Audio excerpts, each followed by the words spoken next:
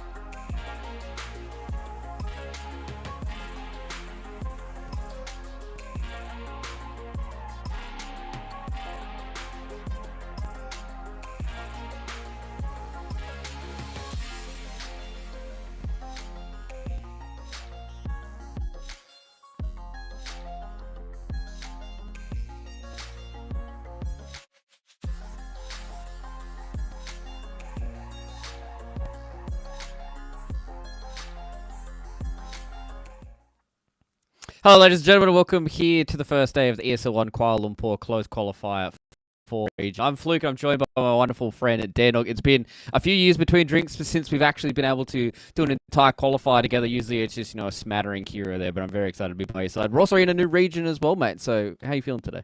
Feeling great. The first ever, it's probably not, but for MENA, it's like looking like being really official. And that's really what we want to see, right? We want to see more regions in Dota. We want to see more regions represented so that, eventually, hopefully, even for the international, it becomes even more of an international affair.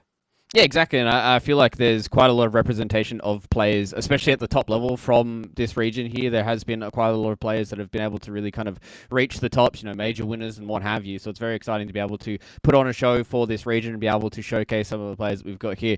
Also, Matt, it is exciting for us because we get to jump into some of the brand new teams that are floating around as well. I know that's a big thing coming out of TI, the fact that there's no DPC anymore. So it means that now we've got a lot more of this roster shuffling that's going on. We're also going to be able to see, hopefully, Team Falcons over these next couple of days is going to be very, very exciting for us. And also seeing what PSG Quest are going to look like, because I think out of this entire qualifier, yes, there are going to be some names and some teams that you might want to try and look towards for this qualifier. I think those two are probably going to be the two big ones that we're going to be looking at.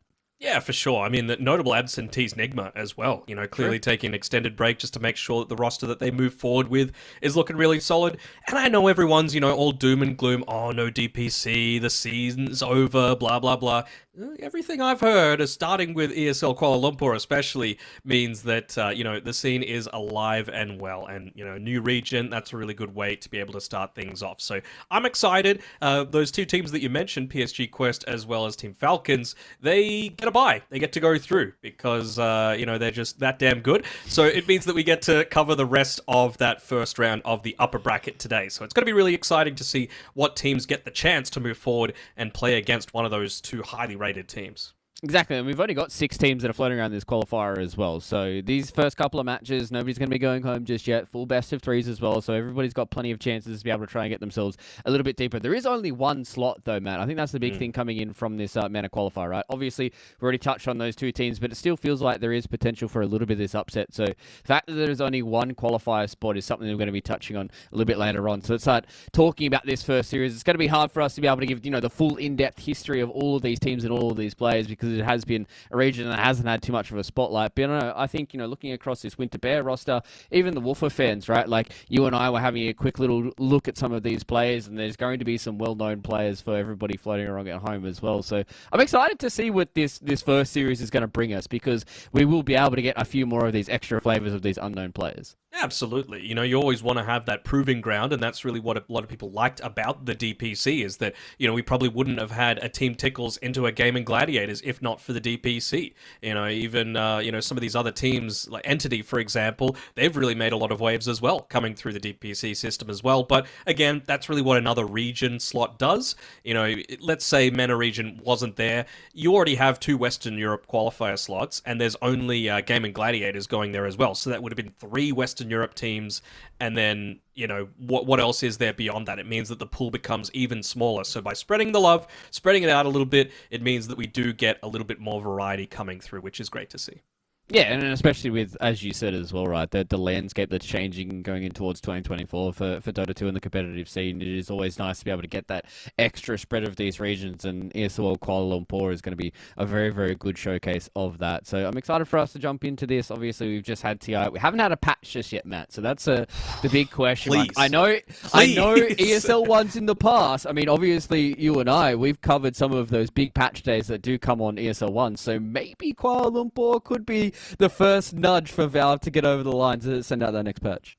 What is it today? So it is 11 o'clock here in Australia on the 16th, and the compendium, whatever you want to call it, everything is available until November 16th. Now, let's remember that that's on, LA time, so let's give them a chance to wake up.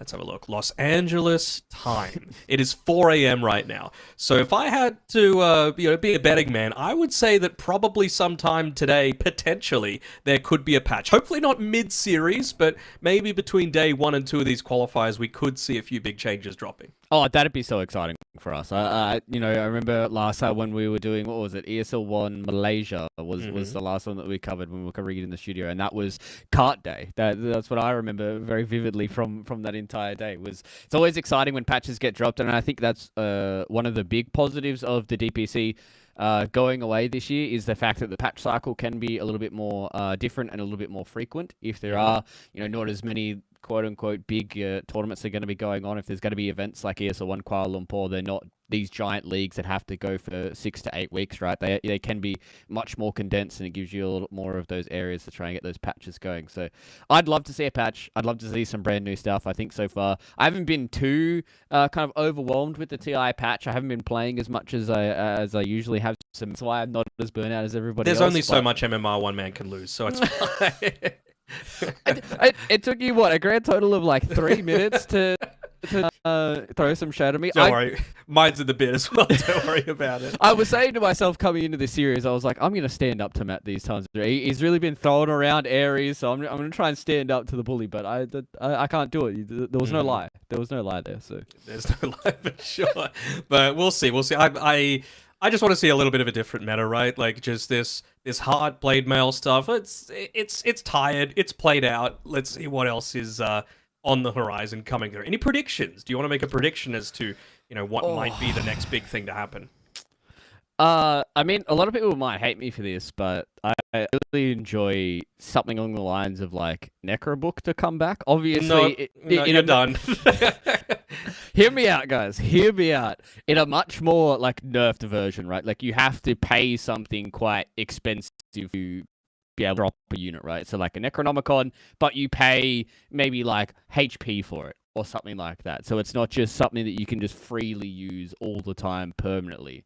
See, I didn't hate Necrobook 1 and 2. It's 3 that I cared about. The stuff that just gave permanent vision, that gave a purge as well. It's just ridiculous. So, yeah, I don't know. I don't know what you're supposed to do about that. It made support's life a absolute misery, but we will have to wait and see what's on the horizon. I trust Mr. Frog. What about you? I've always trusted in the Frog, so maybe him getting rid of the Necrobook was probably a good idea. He's going to put it on the back burner. I would like to see a changing of the carry. I think is a good way for me. I would much prefer to see maybe a little bit more of these kind of old school carries once again. A little bit more of the Terror Blades, the Nagas, all that kind of stuff. I know a lot of people are like, oh, it's going to be so boring. I don't want to sit there and watch a Terror Blade hit 500 creeps. But I think for me, being able to see those carry players really kind of break those heroes, I think is very, very exciting for me. I want to see a little bit more of a, I don't want to say slower patch, but a much more carry-centric patch would be nice. What about you, Matt?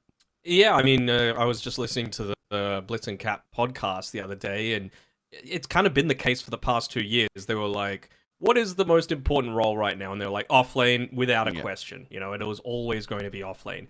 So, yeah, I'm really interested to see what ends up happening moving forward. I mean, I know there's a lot of people that are generally like mid lane players that have been a little turned off, I guess, by the current state of Dota. I'm not sure why. You're still able to completely rampage over the map, but any sort of role that is just used to having people constantly refill the bottles or give them wards and stuff to start the game, you can't let them get too out of hand. Come on.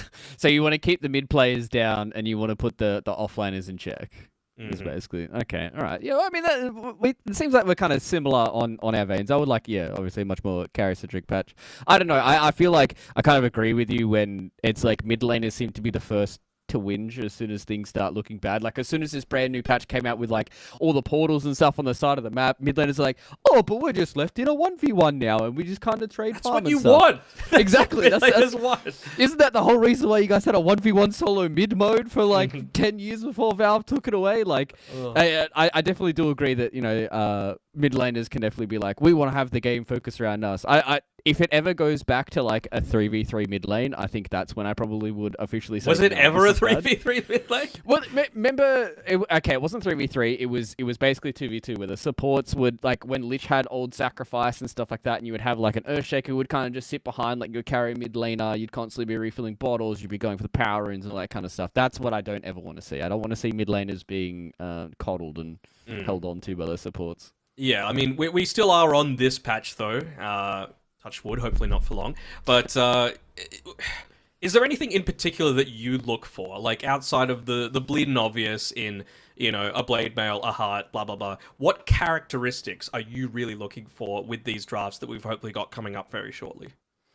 I think for me, especially out of a lot of the TI drafts that we saw, was kind of ways of coming back into the game, right? Like I think there was quite a lot of series where we saw team spirit in a lot of their games. Yeah, they might not have been able to come out on top super hardcore in the landing phase, but it was the way they're able to kind of team fight their way back into a lot of these games. And I think that's a good thing for me, is kind of just not relying super heavily on late game scaling, but kind of just having an idea if this game does go late, right? Like what is your kind of plan after the laning phase does either pan out or not, I think is a big thing for me. So these carriers that are able to kind of go from that 30 to 40 minute mark has always been nice. What about you, Matt? You're a big tower push guy. Like what about the support ideas? I think no matter what you pick, it needs to be something that has the potential to scale. So anything that's like incredibly, I don't want to say linear, but I'm going to say linear, is like, it feels kind of bad, right? Like 40 minutes in, what would you rather have? Something that does percent damage or a mech? Like mech does, 300-400 healing constantly. And once it gets to 30 minutes, especially in this like heart meta, that's nothing. That's like, 5% of someone's full HP, if they've got 6,000 HP, if you're a freaking centaur or a primal beast or something like that. It's really not all that useful. So it's picking things that do percent damage, like your Phoenix, your Wyvern. I'd say a Witch Doctor probably falls under it as well, just because Maledict, it kind of fulfills that same sort of mentality. But, those sorts of heroes, you either need to be really strong early, like your Undyings, your Treants, your Enchantress, your Chen, so that it doesn't get to that later stage and you just get so much map control. Or if you're not going to go down that route, there better be some sort of way for you to contribute in the late game through scaling. So heroes like Mirana, trash. Like I really don't see it being very effective at all. Even heroes that I love, like Clockwork, there's a reason it wasn't picked all that much at TI, right? It just really falls off a cliff unless you get Aghanim Scepter, and you basically just become a Rocket Flare bot just to kind of shove waves out and make sure that you've got a little bit more information. So, even something like Tusk, you've got a BKB piercing disable. You've eventually got Walrus Kick as well, which can be changing. So that can scale. But, anything else that's just kind of flat and just doesn't either play very quickly or just does nothing the entire game, I'm really hoping that we don't see a lot of that. Okay. Do you feel like that kind of comes down to things like power creep over the last couple of years? Things have inevitably getting more and more I don't want to say better, but when things do get reworked, sometimes it feels like they've got a lot more tacked on. Like I understand, going from percent to linear numbers are two completely different things. But obviously, when a lot of these characters start getting remade, like if you look at them, in days gone by, where you look, a hero like Wraith King in his original forms, like he really didn't have much, and now you love your Wraith King, don't you? I love Wraith King, and now he's got like skellies that are able to reincarnate from his vampiric aura. Do you think that we've just gotten to the point now where power creep is enough that you kind of just have to permanently be scaling all the time with your heroes? Yeah, I mean, you've got options for it, right? Like, supports Midas, and it can end up working out fairly well for you. You can have, even something like Veil, I think, is pretty under-purchased, because it's still percent damage increase on spells, right? It doesn't matter if it's magic or physical. So that's still going to provide you an impact. Something...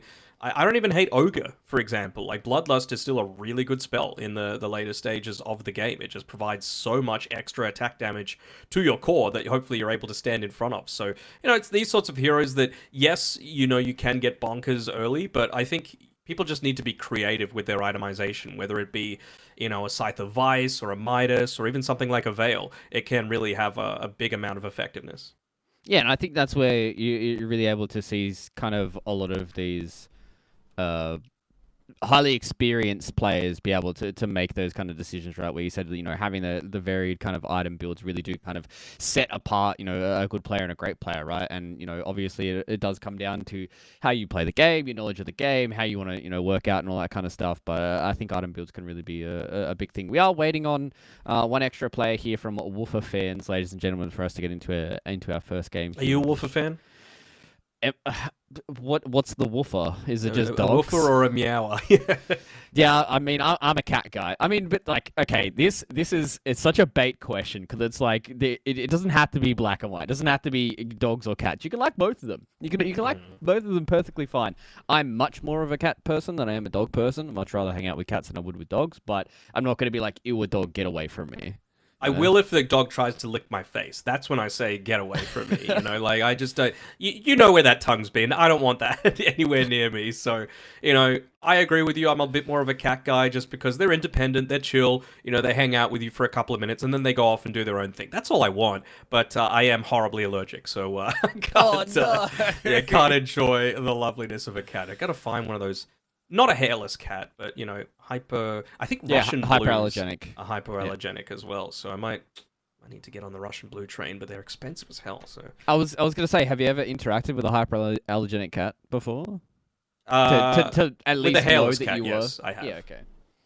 So, Anoxi has a hairless cat. oh, okay. Mm-mm. That's fair. Yeah. So. Ringo, the name. That's a cool name. That's a very, very cool name. Cat names are very, very interesting. One of my childhood cats was called Garfield. Original. I know. Was it orange? Yes, it was a giant orange cat. Okay, well, very fitting. And, everyone is going to be breathing a sigh of relief because our discussion about cats and dogs is done. We are into the draft, and it will be Woofer fans taking on Winter Bear. I mean... Based on, just name value, you got to say Winter Bear are the ones that are, probably slightly favored here. They've got Mikey, that's probably the biggest name that people recognize, but also Low Skill. He is a mainstay of the Eastern, Western European scene. He really does go back and forth between the two of them, but I'm really looking forward to see what the Woofer fans have because, a lot of these players haven't really had that exposure at the top level. Yeah, exactly. I'm excited to see what they're going to be able to bring to this series. Obviously, as you already did mention, there is quite a few notable names that are on Winter Bear. So going into a series like this, especially where it is an upper bracket, you do have an extra life. I would really like to see Wolfer fans come in with just kind of shackles off kind of deal, right? And every time we come into these kind of qualifiers, it's what I want to see from the quote-unquote underdog team, is just kind of a little bit of shackles off and see if they can play a little bit of the free Dota. But it seems like they're sticking to the shackles. The first ban phase for sure. People were just like, all right, what heroes were picked most at TI? Nope. Those are gone. I have seen a little bit more Nature's Prophet than we've seen at TI, though, and for good reason. It's just such a menace. Any sort of global threat just seems incredibly strong these days.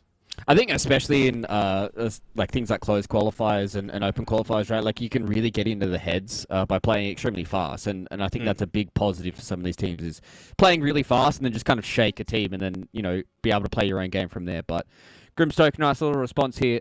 Pretty straightforward draft. Haven't really seen anything too much. I would like to see a Grimstoke combination come out here for Winter Bear to be able to shore up that lane at least. Give me a Weaver. I think Weaver is really good. You've got versatility. It adds an extra...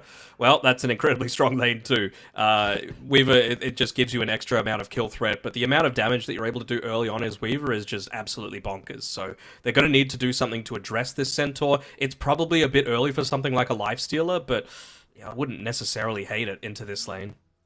Yeah, it feels like, especially that they've gotten like kind of the one big offlaner that is still kind of left in the pool. You kind of need to have a hero that can deal with it, right? And I wouldn't hate to see the Nakes. I think it is a good hero to be able to go in towards the Grimstroke and the Centaur. You can protect it a little bit, but obviously with a lot more of these picks coming through, it's not going to be the most free Lifestealer pick. Like maybe you can pick Lifestealer plus.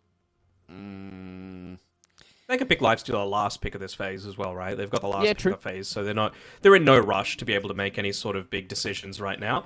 Just going to go a Keeper of the Light. I know you didn't like mids being coddled, but he is going to be picking the coddle. I've been holding on to that one. Yeah, I was going to say that's not bad. That's not bad. I was been cooking up for a few days. I'll give you the +1. Clockwork, though, in response, much more just trying to mitigate the importance of Stampede and be able to lock down a hero like the Grimstroke. I guess, but I mean, 4-star kind of counters that a little bit, right? You don't really have a huge amount of effectiveness with it. Honestly, 4-star feels pretty good against the likes of even a Keeper of the Light, right? You just get away from that solar bind, and then suddenly you're not in as much trouble as you originally thought. You just get out of that illuminate and you're a-okay. So I'm a little worried for Woofer fans that this is a draft that doesn't really do much of anything, right? The lanes might be fine. You might not be dying too much in the lanes, but then what happens after the fact? You're not really going to be pushing all that effectively. You don't have a ton of damage outside of the Coddle. So if I'm Winterbear right now, all I'm really worried about is addressing this Keeper of the Light. Just being able to keep on top of him, and then that's why I think the Spectre pick is really good from right. It just means they have a hero to really be able to just kind of, whenever they find the Coddle, they can catch it out with the Centaur blink, and then all it takes is a Shadow Step, and then Coddle's going to be in a bit of a world of hurt right now. See what the I'd imagine probably the Pos 5, Pos 4 right now for Winterbear, the next support to be able to couple up with this Spectre. You can go Grimstroke Spectre, but you'd probably want to keep the Dream Team together with Grimstroke and the Centaur. It's such a strong lane. I really don't see why you would go away from it. I mean, what else could we go? I wouldn't even like it. Ench? Yeah, Ench is okay. I really wouldn't even hate something like an Oracle, to be honest. Like, just to be able to dispel off a lot of stuff. All right, Bat Rider instead. Maybe they're just picking Mikey's hero already. He's a fantastic Bat Rider player, and again, this is something else that could potentially look to address that Keeper of the Light, right? As long as you've got some sort of vision, Spectre's going to be able to jump in onto you, and Bat Rider can just look to, kind of swirl his way around onto the Keeper of the Light, and unless the supports are there preemptively, then you're in a lot of trouble. And that's the downside of picking, like, both a Coddle and a Clockwork here, is that you can't really flex it. Like, I'm assuming that this is going to be a Keeper either mid or position 3. We've seen the occasional Clockwork be played as, like, an off lane, but I'm really not feeling it. Yeah, I don't think I'd really be super excited about that into something like a Spectre lane, right? Because I think the only time that I'm super amped about seeing a Clockwork, like, kind of in the offlane is when he can really put a lot of pressure on the supports. And I think right now, if Winterbear, they can even try and flex the Batrider as well, right? We've seen in years gone past that the Batrider has been a support, but with Mikey on your team, probably going to be the guy that's going to go in the mid lane. He's going to go for the Faceless Void here, so they're just trying to keep themselves a little bit evasive in their own safe lane. Again, they just don't have that much damage inside the Chronosphere, right? Like, they've got the Coddle, and that's it. So it's like, for the first, 20 minutes of this game before the Faceless Void starts to ball out of control, these Chronospheres, it's going to be very hard for them to confirm kills inside of it. Yeah, and even just the laning stage that I'm looking at, right? Like, yeah, you've got Time Walk, which is going to get a lot away from a lot of the burst damage that you get from a Centaur Hoof Stomp plus Double Edge combination. But you've also got to consider that there's an Inkswell that's going to be coming at your face as well, and you've got a Tree Protector. So this is a double melee lane into a Centaur Grimstroke, which doesn't feel all that great. The Void's good against the Batrider. It's really good against the Batrider just to get that time dilation off. You can't spam the Napalms as much in team fights. It really slows you down, allows you to be caught a whole lot easier. But I'm a little worried about the laning stage now for Woofer fans. Yeah, it really does feel like that they can kind of get run over in these lanes. And, if you're playing against like a Centaur and a Batrider and they have very, very good lanes, they can take over the map very, very quickly, especially with the Spectre to confirm a lot of those kills, right? So Winterbear, I feel like they're, I agree with you, they're in a very, very good spot to be able to have some strong lanes and kind of just walk over the map. And Trent really doesn't like these teams that kind of just run directly in towards these towers and take them down without him being able to, really slow the game down by taking out a lot of these creep waves as well. I guess they've only really got kind of the Keeper of the Light that can split push a lot of these waves, but all it takes is a little bit of vision, right? And Spectre, even solo in some scenarios, might be able to catch out the Coddle. It's really not a conventional thing, but if the Coddle it makes a habit of showing on lane, I really wouldn't even hate seeing Spectre go like a Diffusal, just to make sure that there's absolutely no way that Keeper of the Light gets away. Yeah, I think that sounds like a good idea. Just be able to make it so that this Coddle can't be a nuisance in your backside, right? Just constantly pushing out these waves. Because I feel like if these lanes don't go well for the Woofer fans, that's probably going to be, kind of strat A is, all right, Coddle, you're going to split push the waves, and Faceless Void's going to wait until he gets 3, 4, 5 items, and we try and win with, a bubble combination. Yeah. I mean, you might not even need a Diffusal. You could just go like Lance of Pursuit as your tier 1 neutral item, and then that's enough to be able to cause a little bit of an issue here. Just looking at those last bans, Meepo gone, so not wanting any kind of like cheese at the very end, but you got to say Winterbear's probably on the winning end of the draft so far. And similarly from Winterbear, they get rid of the Invoker. Just the easy combination of Faceless Void Invoker, Cataclysm with the Chronosphere. It would have, of course, mean that the Keeper of the Light was being played as like a position 3 instead. It doesn't look like that's going to be the case. It's going to be a Viper, most likely being played into this Batrider. So, I mean, they feel like it's going to be strong lane on strong lane, or is this just going to be Viper into the Spectre? Of course, the break does feel kind of nice, but you are one of those heroes that, again, unless it gets to level 25, you're not really the greatest at scaling. You know, you really do fall into this heap at some point in this game. Yeah, it is one of those heroes that really does kind of rely on being very scary in that mid game after a very good start, and then the rest of your team catches up to you, takes over, and then when you get to the late game, that 25, when you turn universal, that's when you can start turning into a hero. A Wind Ranger here. Wind Ranger. I mean, 5 or mid? Either, to be honest, but probably mid. Like, considering Batrider, I feel a little bit stronger as a 5. Okay, yeah, I'll take this as well. You know, just another way to be able to slow down the Viper, slow down the Keeper of the Light, just keep them in place. It feels incredibly strong. Yeah, I mean, it also means that they can have the potential break onto the Viper as well, so it mitigates quite a lot of their tankiness as well here. So it looks like it's going to be a 4 SD with Nagato picking up the Grimstroke. So another combination with the Centaur War Runner for Winter Bear, having that disruption into the Hoof Stomp. So got some very, very strong lanes here for Winter Bear. Woofer fans, as a big picture together, I don't like it. I feel like they're lacking quite a lot of damage inside of the Chronosphere. I feel like their lanes aren't going to be the greatest. Yes, this Viper can potentially pop off. Maybe the Faceless Void has an okay time, comes out with a hand of minus, and maybe in like 15, 20 minutes he can look like a hero. But, Matt, this is, in my professional opinion, not looking very good for the Woofer fans. Well, I'm glad you're a pro, because I agree. It's one of those things where I think it'll be really dependent on how quickly Woofer fans can look to come online, right? Like, you need to be getting active with this Keeper of the Light. You need to be rotating towards getting kills relatively early on. Like, he's going to be the one building the Spirit Vessel most likely. So I'm going to need to see that against the likes of a Centaur. That's really the only way that you're going to have enough damage to be able to kill him. And I'm also going to need to see plenty of stacks being built up for him to be able to take. So we'll have to see if that is the case. It's going to be on the clockwork to be able to do so. All right, question before we jump into this first game here, Matt. How many Hand of Midases are we going to see? Okay, let me have a quick look. Well, I feel like the Faceless Void's going to try and get one. I think he will by the end of the game. Okay. This like a Spectre Midas game? If low skill has like a good start? You don't think so? I don't think it needs it. Nah. Okay. I think they're just going to keep running at them, to be honest. I mean, maybe that gives more of an argument towards wanting the Midas, just because that's how you get your farm and your scaling while going for kills. I'm going to say, I think it's 1, but just because it's this meta, I'm going to say 2. Okay, all right. Yeah, very conservative approach there with 2. I'm going to say 4. I think there's going to be a lot of Midases here for the Bears, and Merlin's going to walk forward now. We get the disrupt going in on the Shushu. Carl is going to be able to get the Hoof Stomp, and with the Sticky Napalm stacked, Shushu, unfortunately, is going to be shooed back in the fountain. First blood for Mikey. Right off the bat.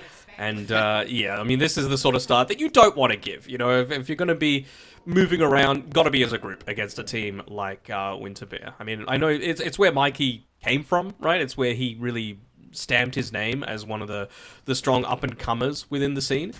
I wonder if he might have just been caught placing the Observer Ward in mid lane, and it looks like Kachal will be fine on the bottom side. But yeah, I mean, this is a team that he's not exactly unfamiliar with. It's not like this is, you know, the best of what's left. These are a bunch of people that he's got a lot of history with. Yeah, and I mean, especially if they're able to get pretty deep into these qualifiers, it's going to be, you know, that experience together is going to be invaluable. So, QJY unfortunately did have the Observer Ward denied directly in front of his face from Karchel. So one of the downsides of playing this Tree and Protector, you're just so damn slow. You're like, bonk. Right. Yep. That's why... Bring back the Craggy coat. Make it even slower. Oh, what a neutral item. Every time somebody says, you know, like a name of an old neutral item, I get very nostalgic. Craggy coat used to be my favorite. Centaur Not Repair Runner, Kit, Craggy coat. Oh, Repair Kit can die. That can stay forever dead. But yeah. Some of the OGs bring them back. Do like a Renaissance tour. There you go, Ice Roll. That's an idea. All right. Karchel, they're going to try and get themselves a kill here onto the Tree and Protector. QJY trying to get in towards the tree. Last auto attack gets it done. Sol isn't able to help out because they only have 1 level, and that level is in the Time Walk. I'm a little surprised that he committed pretty heavily there on the Treant Protector, and most of the time against a Centaur, that's a really good idea. You have a look at Kachal and his stats. He's only got the 1 ring of protection, so someone like a Treant Protector is going to do a lot against you, especially with that Leech Seed going on, but he just ended up tanking way too many of those creeps inside the lane, and that's what ended up taking out the majority of his HP. And it was all too hard, so big start already here for the Winter Bears. And unfortunately for the Wolfer fans, this is not the start that they wanted. They wanted to be the ones that were going nice and fast, right? Because they kind of need some of these lanes to work out for them, because at some point you need Shushu to kind of move around the map and make a bit of space for, you know, this Coddle to try and link up, maybe get a little bit of space for Dragon Soul a little bit later on. But if they don't have that that bit of space from the mid lane, like, I'm not quite sure what Kempo's able to do here on the Keeper of Light if he has nobody to link up with. Classic Kempo. But, yeah, I'm really... The big thing that I'm just thinking is, like, both this Keeper of the Light and the Viper are two cores that absolutely hate people just getting on top of them, right? They're just complete food if they're in that sort of situation. And look at the cores that you're going up against. Spectre, instantly on top of you. You've got Stampede as well from Kachal. He's going to eventually get into a Blink Dagger. And Batrider, enough said, right? So it's really, like, the worst of both worlds that they've got coming through from every single one of these lanes. Yeah, and it's not like there's really that much, there's not really like there's going to have that much kind of things in front of them to get on top of, like, this Viper and the Keeper of the Light. It's really mainly going to be Blade Moose, right? Like, it's going to be this clockwork to try and be that wall. And speaking of the Viper, Mikey's going to try and dive the tower. He has a lot of sticky napalm stacks, gets the extra kill before going down to the tower. So Blade Moose is going to be there for the experience. Won't really get much else out of it, though. They'll take the XP. I mean, Clockwork is one of those supports that really does have a huge power spike early on, if you can get some of those early levels. He's doing a good job as well to make sure the creeps don't go underneath the tower, keeping it nice and healthy for the Viper, just so that Shushu can come back and make sure that he is in a position where he feels happy enough that this is not going to happen again.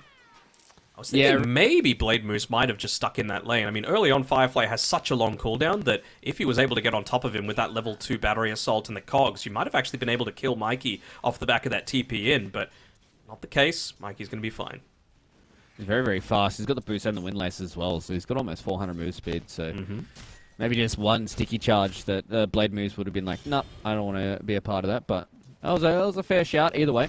Right now, just taking stock of the lane so far. Kachal's having a wonderful time in this bottom lane, 1-0-1 on the Centaur Wall Runner, or almost at the top of the last Citizens Knights. Right now, though, Kempo, or Kemps, is doing a really, really good job.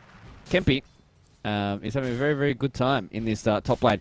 I mean, it is just Illuminate spam, right? So it's, you know, it's not really going to be all too much. I think the biggest thing for Kempy is going to be what he's going to do once he gets this Urn of Shadows, right? What can he link together and see if he can try and make plays on the other sides of the map? The big thing for mine is that I know that he's got...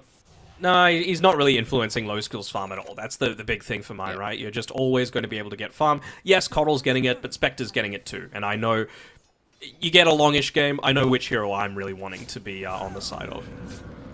Yep, you're going to want Trying to go on to Kempo. They're going to have a lot of damage here, especially now with the Inkswell popping. More, they don't have any levels in the Desolate, so it is hard for them to try and get that extra bit of kills. Blade Moose, Illuminate. You're going to have a lot of damage going in on towards Nagato. They do have low skill inside of the Cogs, though, to be able to mitigate a lot of this Battery Assault damage. Low skill wants to try and go in, see if he can get the kill here. Kempo with the Fairy Fire is going to dissuade the Spectre for now. Both sides really wanting that kill. They both freshly picked up an Urn of Shadows, so they're just wanting to make sure that they've got that extra little damage output, because this is really what the lane's going to turn into, right? Grimstroke, great at enabling a lot of these kills to happen, gives a stun to a lane that previously doesn't have it, and of course now with low skill level 4, just 2 levels away from that level 6, you want to be consistently being able to get active and make sure that those kills can happen. Yeah, 100%. You can see both teams really standing that they almost had enough, or Nagato going to be stuck inside of the Cogs. The Illuminate is going to be able to do slow skill, those getting on top of Kemps, and do they have the damage? Looks like with a few more auto attacks, the Spectre can get it done. It goes down onto the low skill, but it will not matter. Getting 2 charges of his own here, so low skill feeling probably okay with that trade, but maybe not if QJY goes underneath the tower here. They come in with a blood grenade as well. Low Skill's trying to go in and around the trees. They don't get the auto attacks. There's a lot of damage that goes there onto the tree. Protector, Stroke of Fate gets it done. Nagato will at least get the trade back in. But with Low Skill losing his life, that's not what you wanted if you are a Bears fan. I love Bears. They are going to feel pretty happy with being able to take out the Spectre, of course, but you just have to have a look at the itemization that he's going for, right? Infused Raindrops, he wants to get aggressive onto that Coddle. He's willing to dive into a full-on Illuminate Blast just to make sure that he's able to... The kills are going to keep up. Rotation down, though, coming through for boys, and, well, they might be able to just get away. Doesn't seem like it. Yeah, I just sent my attention towards the bottom side and I just saw a big juicy bash coming in there from Soul. So Faceless Void being able to get one back here onto the Centaur. So it hasn't just been all go-go gadget arms for the Winter Bears just yet. They are still being kept in check by the Wolfer fans who are doing a pretty good job at getting their own farm, right? You know, Mikey's been able to now go back and farm a lot of those stacks, getting very, very close to those boots of travel. But that just means that Shushu's able to kind of do his own stuff, right? Got now... Band should be able to build in towards this 4 stuff early, it seems. Let's try and get a little bit of mobility against, you know, a lot of these heroes that want to try and get on top of you, which I don't mind. Don't hate to see. Would like and he to was the see one. more... He was the one to go back and get the Wisdom Rune as well. So he's got a surprisingly early level 6, a little bit earlier than what they've got on this top side, but I really don't think it's going to provide him any additional survivability if they do decide to just make that dive in onto him. Exactly. Chrono's up, though. They want to get another kill onto Kachal on this bottom side. Yeah, Shushu's made their way down here. Nice little hoof stomp as well. Just gets to level 6 for the Stampede on Kachal. So with that level 6 being able to tick over, Shushu unfortunately makes a... not a connection on the rotation towards the bottom side. Just means more space, right? Mikey continues to farm. He's got his bots coming out to him now. Starting to work towards that Blink Dagger, and importantly, gives Merlin a little bit of time in the mid lane as well, just to pick up a bit of his own farm. We know what that level 6 is going to be, just provide extra slow. Yeah, I mean, this is a team that I think is going to prioritize getting the Tormentor as soon as it hits that 20-minute mark, or pretty soon after, because this is an insanely good Demonic Cleanse game. Very, very good. Also, the fact that Tumblr's Toy is still in the game is surprising to me, and unfortunately for Low Skill, got a lot of the supports directly on top of his dome right now. He's about half HP, has to go back through the Nature's Guys. They will hit him with the rocket. Low Skill wants to try and juke and jive away. It seems like they will be able to get it done here with the dagger, but now they've brought Soul over here as well. There's a lot of members from both these two teams in the top side of this map. We will see the Cog knock back. Beautiful Nice Chronosphere once again from Soul to be able to catch out 2 members of the Bears. Merlin will be able to save his mid laner in the Batrider and continue with this Firefly, but it won't be enough damage. Double kill comes in for Kemps. So Kempy doing God's work so far with these Illuminates. It's a lot of damage for the Coddle, and it seems like it has been kicked up a notch here by the Wolfer fans. Yeah, for sure. That was an amazing Chrono, catching both, making sure there wasn't that defensive disruption there to be able to provide that little bit of extra safety. And yeah, Kachal was caught on the bottom side of the map, so there was no way that he was going to be joining in onto that engagement either. So very, very nicely done by the Woofers, who have taken a little bit of a net worth lead. Good job at just constantly putting a lot of pressure on a Low Skill. And speaking of pressure right now, Nagato, they stampede for that. Yeah, they get themselves a kill on the bottom side. So that was an offensive stampede for Mikey to get the kill there with the Flaming Lasso. So all's well that ends well here for the Winter Bears.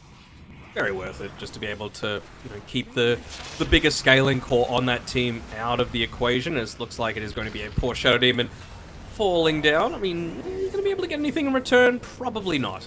Oh, I think Blade Moose unfortunately didn't get the same memo that the rest of the team did, was underneath the tower with the cogs. And Nagato's able to turn that around with Low Skill coming in with that Shadow Step. They have found QJY, but they don't want to open into the triangle. So the Winter Bears, they punch back. They get themselves a little bit of a counter punch this time around, and now they've pulled back a small network lead. I think these next couple of minutes are going to be very the carries, right? You know, if Low Skill's able to continue to be a part of a lot of these fights, he can start to build that net worth, and much the same for Dragon Soul on the bottom side, right?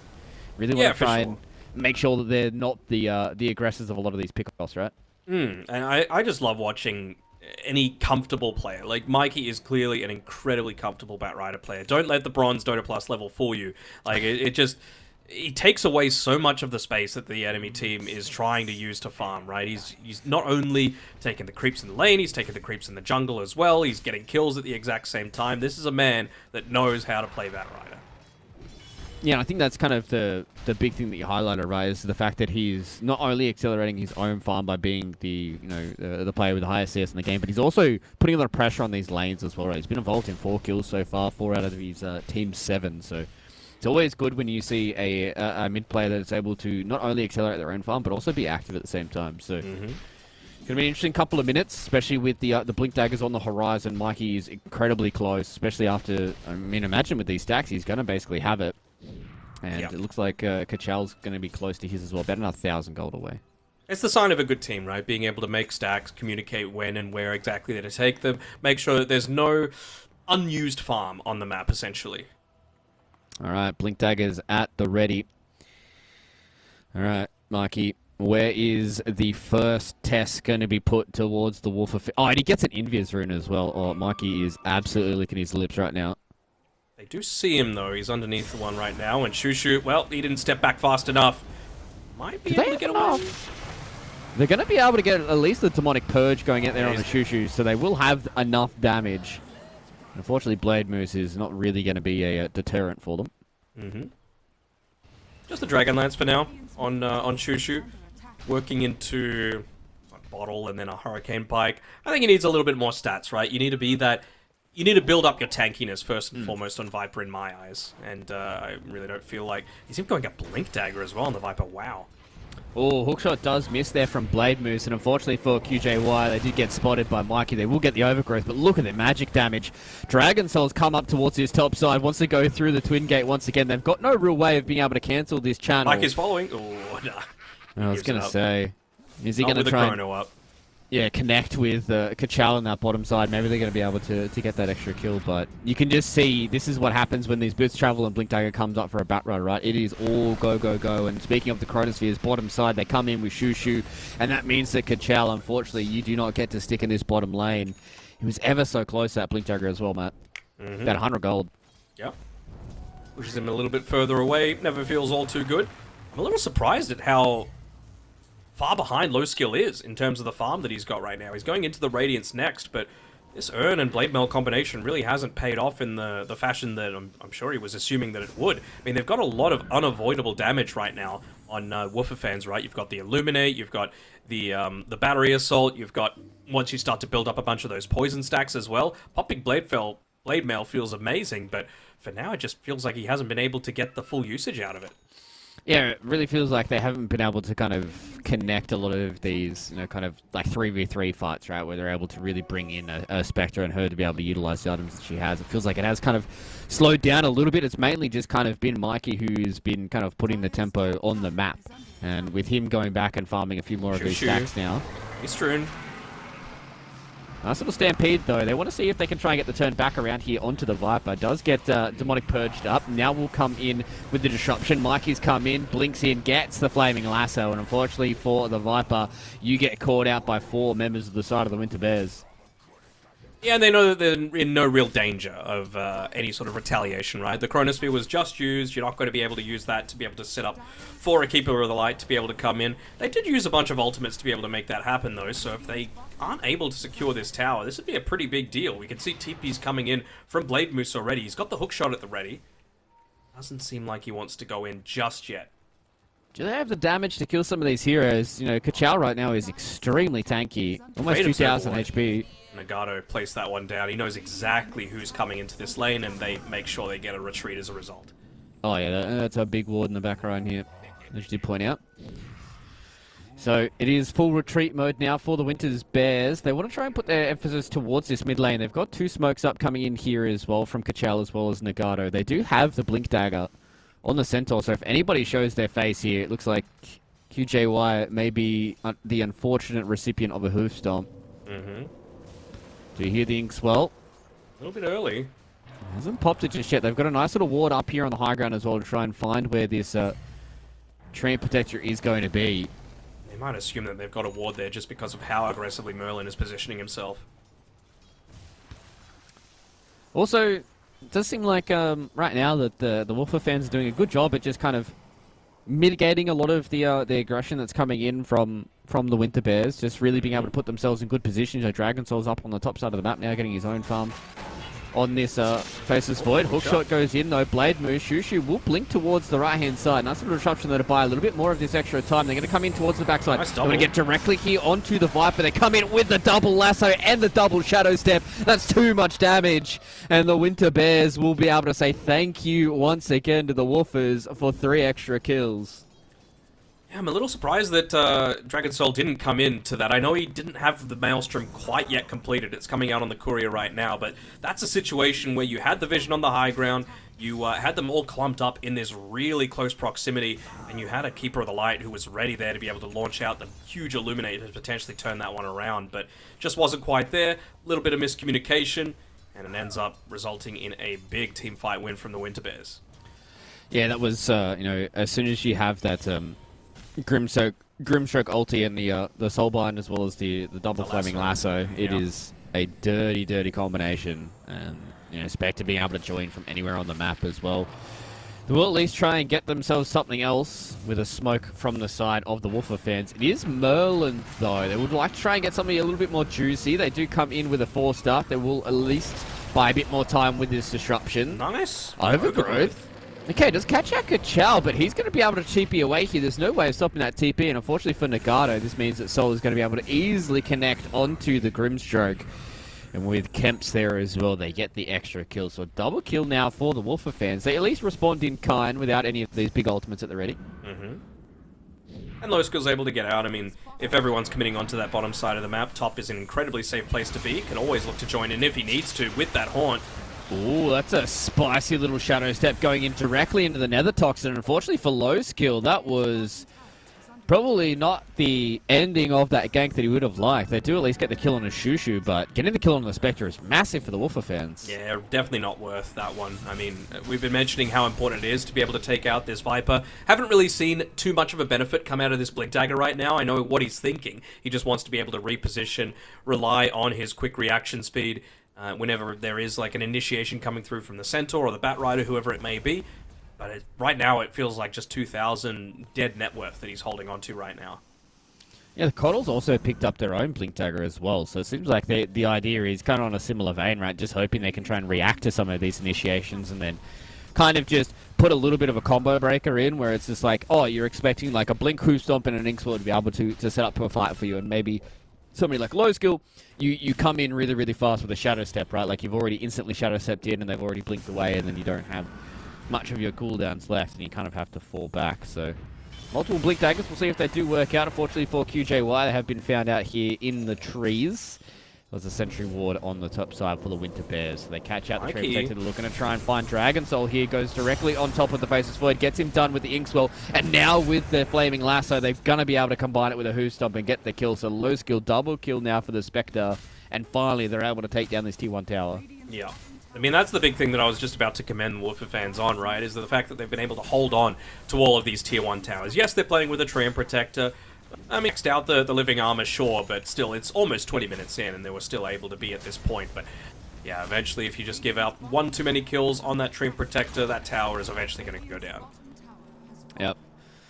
They did jam their heads into it a couple of times, and they at least get a response here for Woofer fans, right? They push out these creep waves, and Mikey is double Blink Dagger, or maybe if that hookshot hit, does have to use the Yule Scepter to try and keep himself safe for now.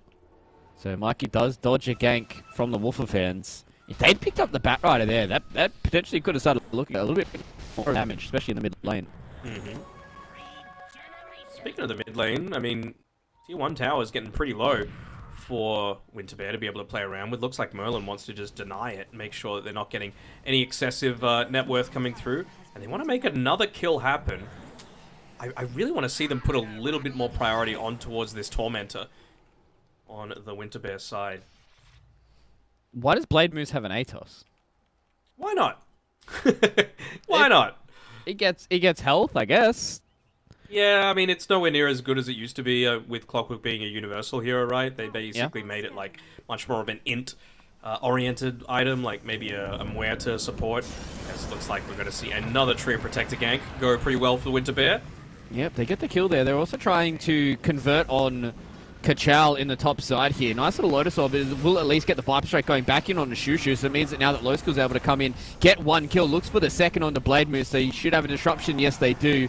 So they cancel that TP here in the top side of the map, and Lowskill will be able to get the second kill. It was Kachal turning around for the first one. So now with the Radiance online for Lowskill, this is where it all starts to accelerate for the side of the Winter Bears. They get these kills, they turn them into towers, and they turn this into more gold. And that mid tower is looking pretty low right now, so I'd be very surprised if there wasn't a little bit of emphasis being put onto that one. That was the refreshed glyph as well being used to try and protect it for that little bit longer. So if they're able to do it, you know, get another quick pick off onto the Treant Protector, Tier 2 towers suddenly become a little bit more in danger. You know, being able to take out that Tier 2 bottom, for example, really makes it so that Dragon Soul isn't able to play as easily down towards this bottom side of the map if he wants to. It seems like Dragon Soul really has been kind of pressed towards the top side of this map, even though that a lot of these Tier 2 towers really have not been able to really be knocked on just yet. Mikey's going to try his best for a little bit of a tree hunting expedition once again. Wouldn't hate to see, you know, maybe an early gem coming in here for the side of the Winter Bears, right? Just kind of plonk it on Mikey, and then you can permanently hunt this Treant Protector and really kind of close down the map. Does have a lot of gold, and he's going to get closer and closer to this Octarine Core. They do have a lot of members in this area. And they should know that it's warded up there as well. He was walking a little bit too close for comfort there, underneath that high ground. Maybe as soon as you see, you know, someone TP up towards the top side, they looks like they just want a free kill onto Blade Moose, though. And Blade Moose was on his own little expedition in the top side of the map. Didn't really need Kachal to be able to come up there, so this really may mean... protecting this ward. They don't want to give it up for free. I mean, QJY should know that it's here, because last time this is where he did die, and he's going to walk around his own. They come in directly, double Chronosphere, and that is more than enough for them to be able to get the kill there. So getting really the kill like on that Mikey play, is massive. I mean, you see those sorts of things not happen at the very highest level, right? Like, you don't get away from that. I mean, they needed to drop the Chronosphere on top of it as well. They're tipping him because, I don't know if it's, like, overlapping it with the Overgrowth or if it's actually good play. But, I mean, Mikey has Yule Scepter, so he would have been able to get away from that Overgrowth if he didn't end up popping it. Yeah, exactly. It was much needed, and also being able to convert those kills as well is big for the Faceless Void. Being involved in these kills, you are hovering around the area, is very, very important. You want to make sure that your Chronosphere is being used, I don't want to say like almost always off cooldown, but you know, you don't want to be having it off cooldown for far too long if you're not farming as much as you would like to. And the ganking duo coming together, Nagato and Kachal. They would love a freebie, but I don't think you've got the damage to be able to take out a Faceless Void with just the two of you. There's a lot of members in the area here as well. They're going to try it. Really Stomp, Inkswell, Shadow Step as well. They have at least the Phantom on top of the Faceless Void, so with the Rend, they do have the damage. So it looked a bit rough, but with Lowskill being able to come in, that was more than enough damage for them to be able to get it done. And Lowskill, speaking of, gets the second. They aren't able to find Chems. Oh, actually, scratch that. Kachal has been able to find them out. They don't have another way of getting Lowskill into the fray, so they will leave the Coddle alone. And his BKB was about 3 seconds away on the Courier, so that gang came at the perfect time. It was really underestimating the damage that they were able to do with the Spectre joining in as well.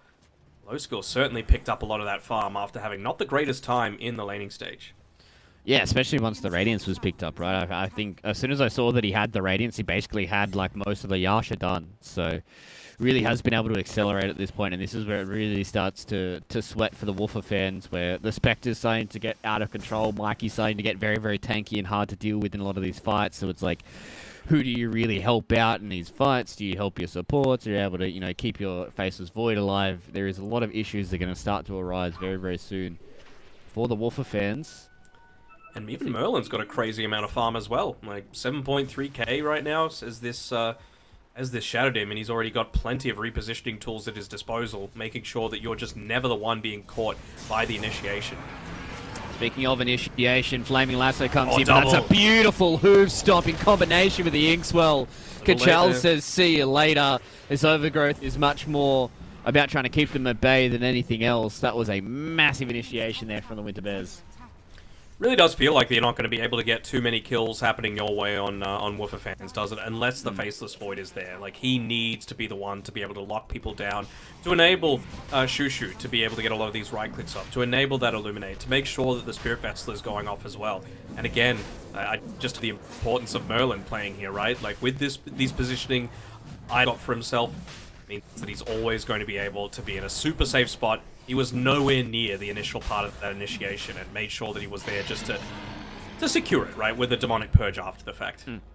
100%. And, you know, it really is a kind of game of cat and mouse between both these two teams. But I think the biggest positive for the Winter Bears is their initiation is so much easier than what the Woofer fans are, right? You talked about the fact that you kind of need Dragon Soul for Woofer fans, but you have to try and hit a Chronosphere on multiple members for it to be even useful. And, you know, if Merlin's anywhere near it, then, you know, the disruption can save them. Whereas, you know, Hoof Stomp, Inkswell, Flaming Lasso, like there's just so much simpler ways of them catching people for the side of the Winter Bears. And they still don't even have the Demonic Cleanse, right? I know I'm harping on about it a little bit, but it legitimately is an amazing shard this game for the Shadow Demon. You get rid of Overgrowth, you get rid of Leech Siege, you get rid of the Solar Bind, you get rid of the Poison Attacks, you get rid of the Time Dilation. It's a lot that you can remove just by having one simple thing and providing so much more survivability to a hero like the Spectre. And that is probably a big reason why they're saying, hey, we really need to try and pick this one up now if we can. We'll see who gets it. Oh, it is Merlin. Speaking, you shall receive. That's the Dota adage here. So, Demonic Cleanse. I mean, the question is, how do they kill people? How do they kill Kachal, who now has a heart, 3.2k HP? Mikey has 2.7k HP. You know, the Spectre, 2.3, but she has Dispersion. Like, it's getting to the point where it's like, how do you actually kill a lot of these cores? Like, yeah, you might be able to catch some of the supports, but if you don't kill the cores, they will kill you. And they did end up doing on Winter Bear what you asked them to. They got a gem, but they ended up giving it to Kachal. Completely understandable, right? He's got plenty of armor. He's got the Heart of Tarask as well. 3.3k HP to have to go through. And again, you've got the supports there to be able to back you up. Yeah, I like it. I like seeing teams be able to pick up these early gems. Speaking of, Kachal gets directly on top of Blade Moose. And that is just a quick execution. I mean, the fact that the Spectre ulti is 40 seconds, like, it's just so simple. When you have these off-laners or these mid-laners, they're able to catch out heroes for you. And Low Skill's really abusing that. 12 and 2 and 8. On the Spectre, things are starting to look very, very dire for the side of Woofer fans. They feel comfortable enough just leaving Low Skill mostly on his own on this bottom side. They're going for a smoke, potentially, of course, to be able to catch them on the left-hand side. But yeah, I think they want more. They want to go behind this Tier 1 tower, I feel. Try and just yoink another quick kill. Positioning by QJ White. Making sure that he keeps that Tier 1 tower safe for as long as possible. But you're just losing more and more of your map. You've got to take a successful team fight. It's going to be on the back of Dragon Soul. Yeah. See whether or not he wants to try and respond to this Tier 1 tower. Low Skill takes the Tier 2 bot, rotates towards this mid lane, and now you just see Woofer fans. They have to kind of walk away in defeat, right? They definitely do not want to try and fight in this Spectre. I don't think you're killing him twice. Definitely not. So the question is, what are they kind of, I guess, you know, you're waiting at the Aegis and then waiting on a few more of these items, right? Dragon Soul's going to have a Mjolnir at that time.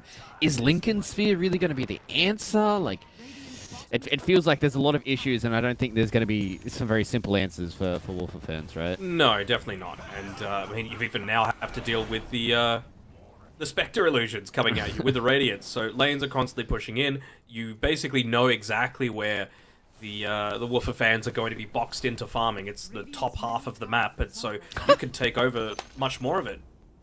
I just watched that interaction between Kachal as well as Kemps in the top lane. They both blinked at each other, but they blinked like past each other. It was hilarious. It was like they both kind of like spooked each other, which was quite funny. It was a very funny interaction. And now it's just gotten to the point where, you know, it's 30 minutes in, you're 15k behind.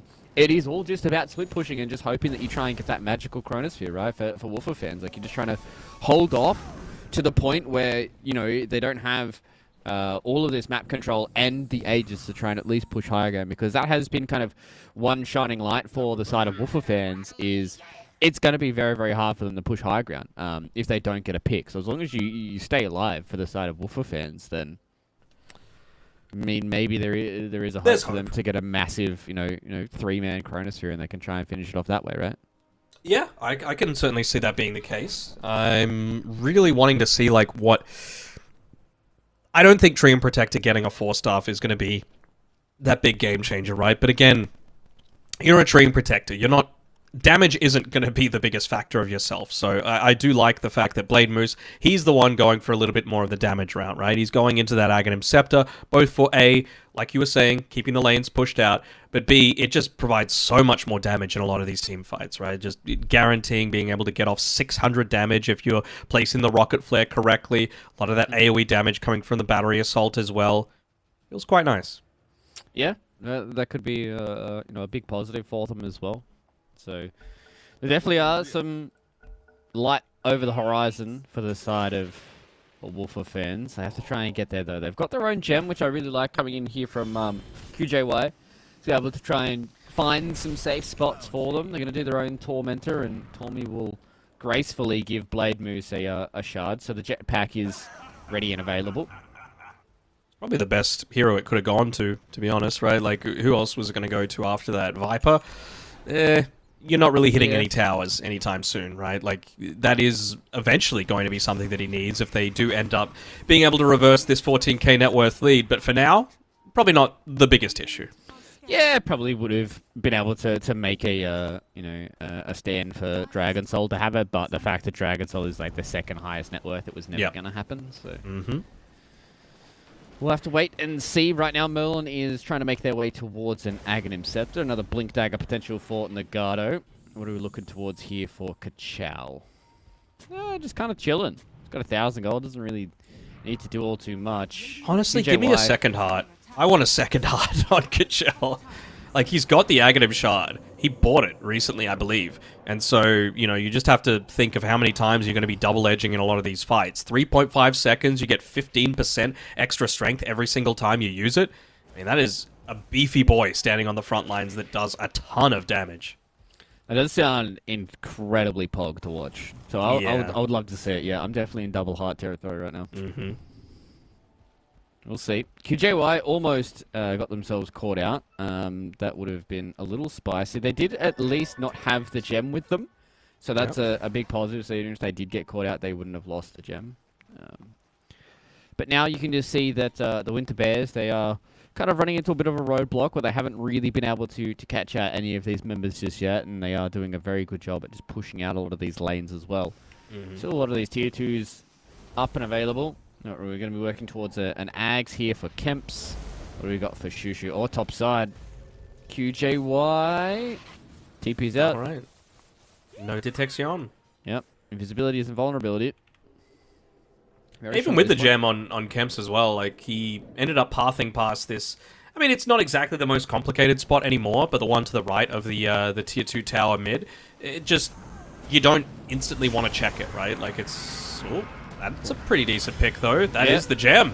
Speaking of, as she said, Kemps goes down, double gem available now, and we will see a blink in from Merlin, be able to catch out Shushu. Unfortunately for Shushu, that force up will not go all too far. Chronosphere in the background, but it's a Yule Scepter. No, BKB got popped by Dragon Soul. Now he's going to try and connect onto Nagato. Hasn't been able to connect onto the Grimstrokes just yet, and they lose their Treant Protector once again here. Nagato eventually will go down to Dragon Soul, but Dragon Soul is in such an awkward spot, cancels the TP. See you later, and that will mean the Winter Bears will be able to catch themselves a carry from the Wolfer fans. It was a nice chrono, but not popping the BKB preemptively means that Mikey can get the Yule Scepter off, and that was all they needed in that team fight for the dub. Yeah, Mikey's got the Scythe of Ice as well, so even more lockdown required. I wouldn't even be surprised if you went for something like a Wind Waker next, right? I'm pretty sure you're never going to see BKB not popped with a Chronosphere ever again, but, I mean, just get the target that he's going on instead. Feels just fine. Yeah, he had it queued up before he went for the Hex, so maybe they're just feeling like they're getting to the point where they need to be able to have that instant catch onto the Faceless Void, so he can't get that BKB off. So yep. Also, don't you just love, like, this is the impact of the shard on the Centaur that I was talking about. Every single time he hits a single double edge, not even double, he gets 500 extra HP just from having one heart. That's crazy. Yeah, I can only imagine, if they're actually tanky enough for them to survive multiple double edges, what it would be like. Maybe another HP record. Move over to Toronto, Tokyo. We've got a new What did he get contender. up to? Was it like 14k or something? Yeah, I think it was like 14,000 HP. Oh, they got the courier. Was that all of it? It was No. most of it. Yeah.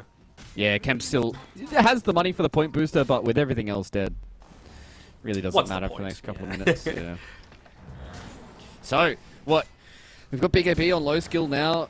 It's so hard, man. Like, every time I look across at these Winter Bear cores, I'm like, they can't kill them. They couldn't kill them 10 minutes ago, and they can't kill them now with, like, a Big AB being up. Mikey's absolutely monstrous. I swear he almost always has a shield rune as well. I don't know what this kid has been doing, but he's been farming shield runes for the past 20 minutes. Hopefully that changes in the patch, by the way. It lasts way too long. It's like a full minute that you get with it. Oh yeah, I definitely don't think shield rune should stay the way that it is. I think it's far too strong for what it does. But there's a lot of questions. So unfortunately, Matt, he's not going to be going for the second heart. He's going to get an overwhelming blink. So he's going to get a lot of strength. Okay, that's fine actually. But he won't be going for any HP records. That's as long as it's strength, that's all I care about. Oh my god, that treant was so close. He had stopped walking into it afterwards, but oof, scary. That's spicy. Nice little try there from Kachal, though, to be able to see if they can find somebody in the trees. They knew that he was there, thanks to Nature's guys, but we are just waiting to see what this next Roshan is going to bring us. They have gotten the information that it is up and available. Merlin's really close to their own Ags. This is such a hard game, man. Like, when you're going up against a team that has, like, a pos 4 that is this fat, it's such a hard game, man. Like, you always try and think, okay, what's a good way for us to try and get back into this game? Most of the time, it's killing supports early in a fight and then trying to transition that into a core kill who can't save them or, help them out in the fight. But when a support is this strong and tanky and just scary, it's so hard to be able to convert those. They're looking for something. Even just using the spec illusion to be able to push out the lane a little bit. There's a really good coordination coming through from Winter Bear right now. Yeah, and unfortunately for the Woofer fans, they fell for the trap as well, right? Shushu just started throwing some spits at it, and QJY is absolutely obliterated. They're going to get directly on top of the Faceless Void as well. Unfortunately for the Dragon Soul, this is no want to fall, and Shushu gets caught out as well. No. You hate to see it for the Woofer fans. Do they have enough damage to take down the Viper? They do. That's a BKB TP to nowhere. And this is all needed for the Winter Bears to be able to finish this game off here, Matt. This is looking like a one game in the bin so far for the Winter Bears. It does indeed. I mean, I was talking about wanting that scaling potential, right? Spectre, you scale plenty, right? With the dispersion, with just your insane damage output. Batrider, I'd probably say doesn't, but again, Mikey's built a lot of these items that enable him to, right? We saw the effectiveness of the Yule Scepter, we saw the effectiveness of the Scythe of Vice. It's a great counter to a lot of the heroes that they've got on Woofer fans, and I mean, Centaur, look at how amazingly he's scaling. He's going for blind blinks right now. He wants to try and catch out QJY once again. Unfortunately, the Bloodthorn isn't going to be enough damage. That pop was very close to being able to take down the tree. Once again, goes into the back line. It is a flaming lasso onto Kems. And unfortunately for the Blade moves, there is not going to be enough HP to be able to survive against the damage that the Winter Bears have. And Mikey is just running over the top of them, and they are doing a lot of damage to these racks. 6.4k, by the way, on the Centaur. He's got 3 of those double-edged stacks. Scaling. This is what I'm talking about. As soon as it spires, loses 2,000 health. And, I mean, do they have any ways to address it with percent damage? Only the Spirit Vessel. And you've even got the Lotus Orb to get rid of that. You've got the Demonic Cleanse. Like, this is just a really well-crafted draft by Winterbear. And it feels like they've, passed the scary-ish first 10-15 minutes. They've executed it to perfection. Yeah, I think that's the big thing for me, right? It just really does feel like that they got themselves a massive advantage coming out of the draft. They basically banned out all of the scary offlaners that love building these hearts kind of blade mails, and they're going to try and go for it again with their own Centaur, but they found out the Faceless Void. They've got too much damage. They've got too much lockdown. And that will be it, I'd imagine, for game number 1. We are just waiting for the Gs to be dropped. Look at the damage they do. They're going to try and farm them in the fountain. I thought that was illegal, but at this point it is not. And they are just doing whatever they would like. 38k here at 39 minutes. I wouldn't say this was a beatdown, though, man. I think the biggest thing for me was it kind of just got to the point where the drafts just didn't work out. They kind of just went on different paths, right? Where Wolfer fans, they just didn't have that great early game to be able to get a lot of their pieces to work together, whereas for the side of the Winter Bears, they just kind of had to play the game as normal and things were going to fall into place. Yeah, a lot of the early team fights actually were quite nice for Woofer fans, right? Surprisingly. And but I think it just comes down to that, right? The ease of execution. It just becomes so much easier. You don't have to rely on just one person to be able to get off a lot of their spells. You just see the various different ways that they can initiate, right? Once the Blink Daggers come up, everyone has a Blink Dagger with the exception of low skill, and of course he could just Shadow Step in at any time that he wants. So it goes for 40 minutes, probably a little longer than I expected, to be honest, but well, for fans, I'm hoping for their sake that the draft makes it a little bit more even in game number 2. Yeah, exactly. I think that's the big thing for me for Wolfer fans is trying to put themselves in a position where the draft really doesn't kind of start to work against them if things don't go super good for them early on. I think they did a pretty good job in the lanes. I didn't really see anybody get kind of outskilled or completely bodied all too hard. I think they did a really, really good job in their off lane to be able to put a lot of pressure on a low skill. I really liked a lot of their rotations early on, but it just got to the point where, you just saw, QJY as well as Blade Moose, right? Like, I think they both ended with 10 plus deaths, and they were almost 10 levels behind the other cores on the enemy team. So, like, as soon as it gets to that point, your supports really aren't much more than just cannon fodder, and it just wasn't able to really come together. Whereas on the other side for Winter Bear, I think I don't say they kind of blew me away. I think they're definitely playing to kind of the skill of a lot of the players they've got. Obviously, old Into the Breach players and what have you and all that kind of stuff. So I think it kind of went the way that I expected. Probably just a little bit more disappointed for the Wolfer fans not having that good of a draft that time around. Yeah, I think so. I mean, the person that I've been most impressed with was Kachal, to be honest. I think he was very solid on his Centaur. He didn't really make too many non-ideal jumps in with the initiation coming through. Stampedes were basically every single one on point, and I love the itemization as well. So he's certainly one to watch. I mean, it was a really impressive game number 1. I wonder if Centaur is just one of his real comfort heroes, kind of like what we saw with Mikey on the Batrider, but we'll have to see. Wonder if some of these broken meta heroes get pushed to the side a little bit, just to see if you go for a little bit more player-targeted bans in game number 2. Yeah, it's the real question. We've got a lot of those to be able to answer here in game number 2 between Winter Bear and the Wolfer fans. So we're going to take a quick break, ladies and gentlemen. We'll see you guys on the other side of this for game number 2.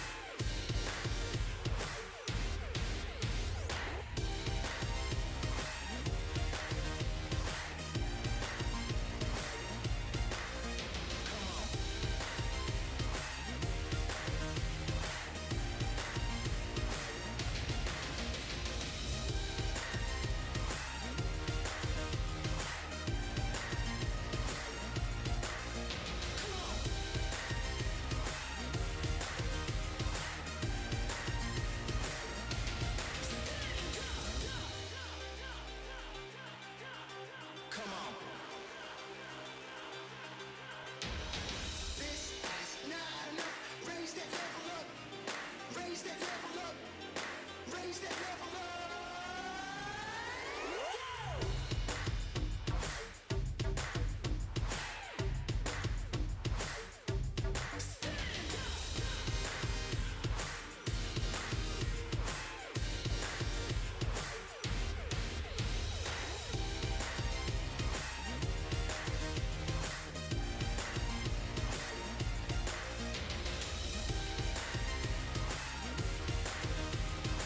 Raise that level up.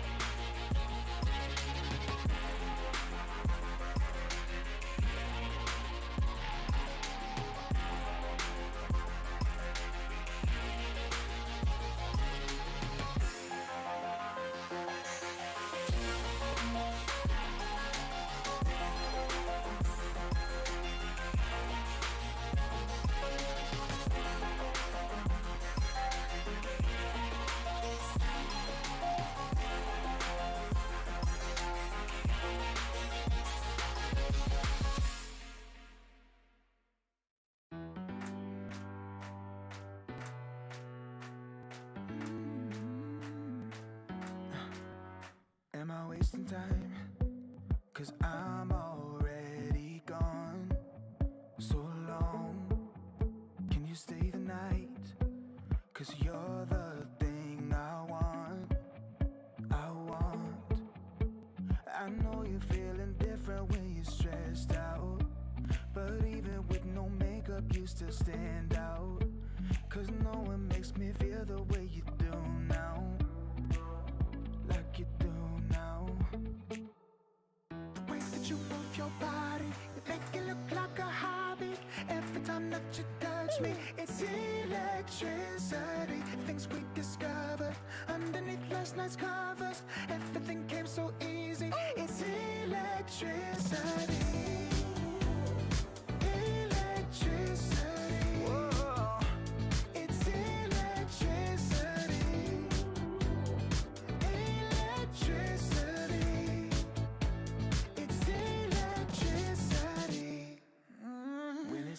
night.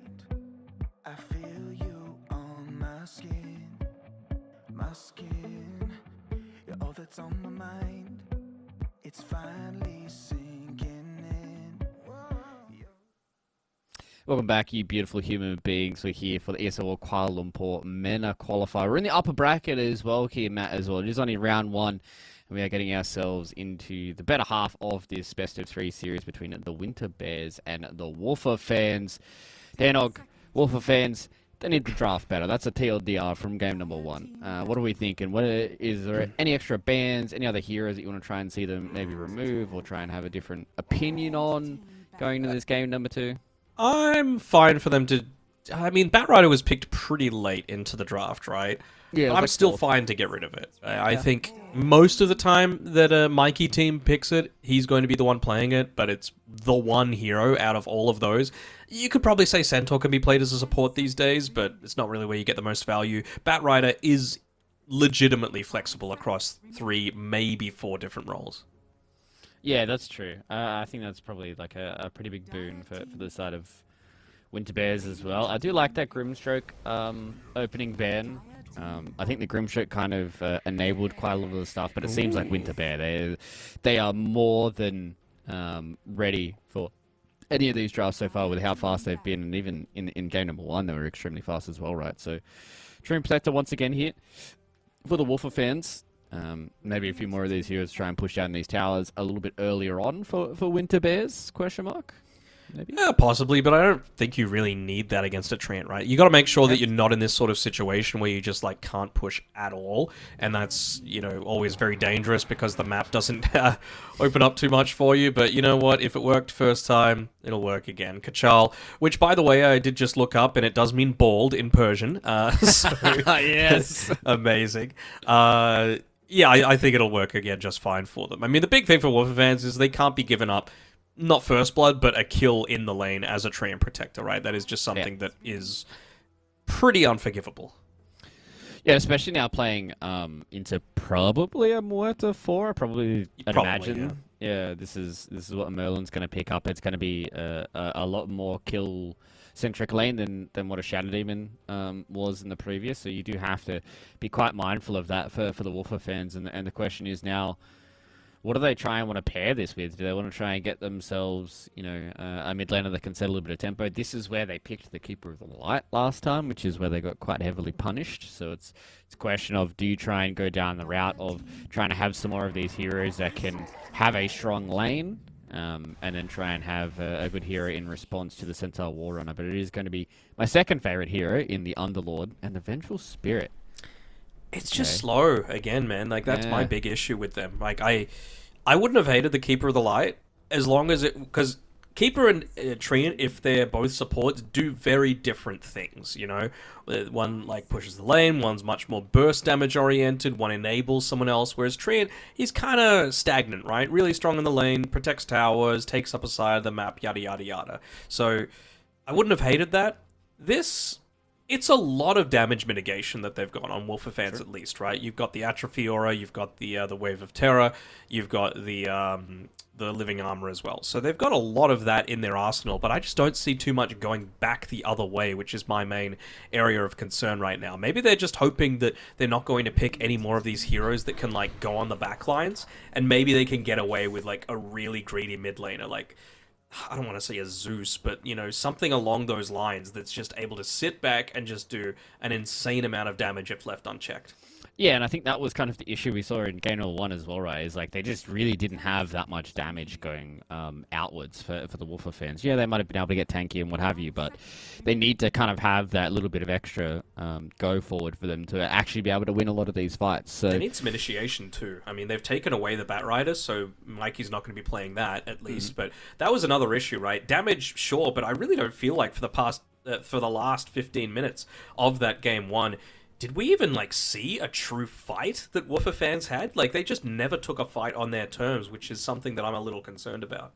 Yeah, that was the the hard part, right? I felt like basically after that two-man chronosphere on the bottom side of the map, that was kind of all she wrote for the Woofer fans. So yeah, I agree with you. I would like them to have a little bit more purchase on this game, a little bit more presence, to be able to at least do things on their own terms. This is going to be kind of hard to try and fight into like Stampede plus an Undying. You have a lot of disengage and you have a lot of good ways of just kind of standing your own ground. So Winter Bear, this is the real question right now, is what do they want to try and pick up? Probably another one of their cores, maybe eyeing towards the Mikey hero here.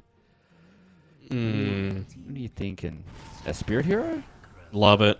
Okay, yep. This is great. This is a damage on damage hero. on damage. You're lacking damage. It's good against two really beefy boys. I mean, they're lacking magic damage outside of the Firestorm. This feels like a great Necro pick, to be honest.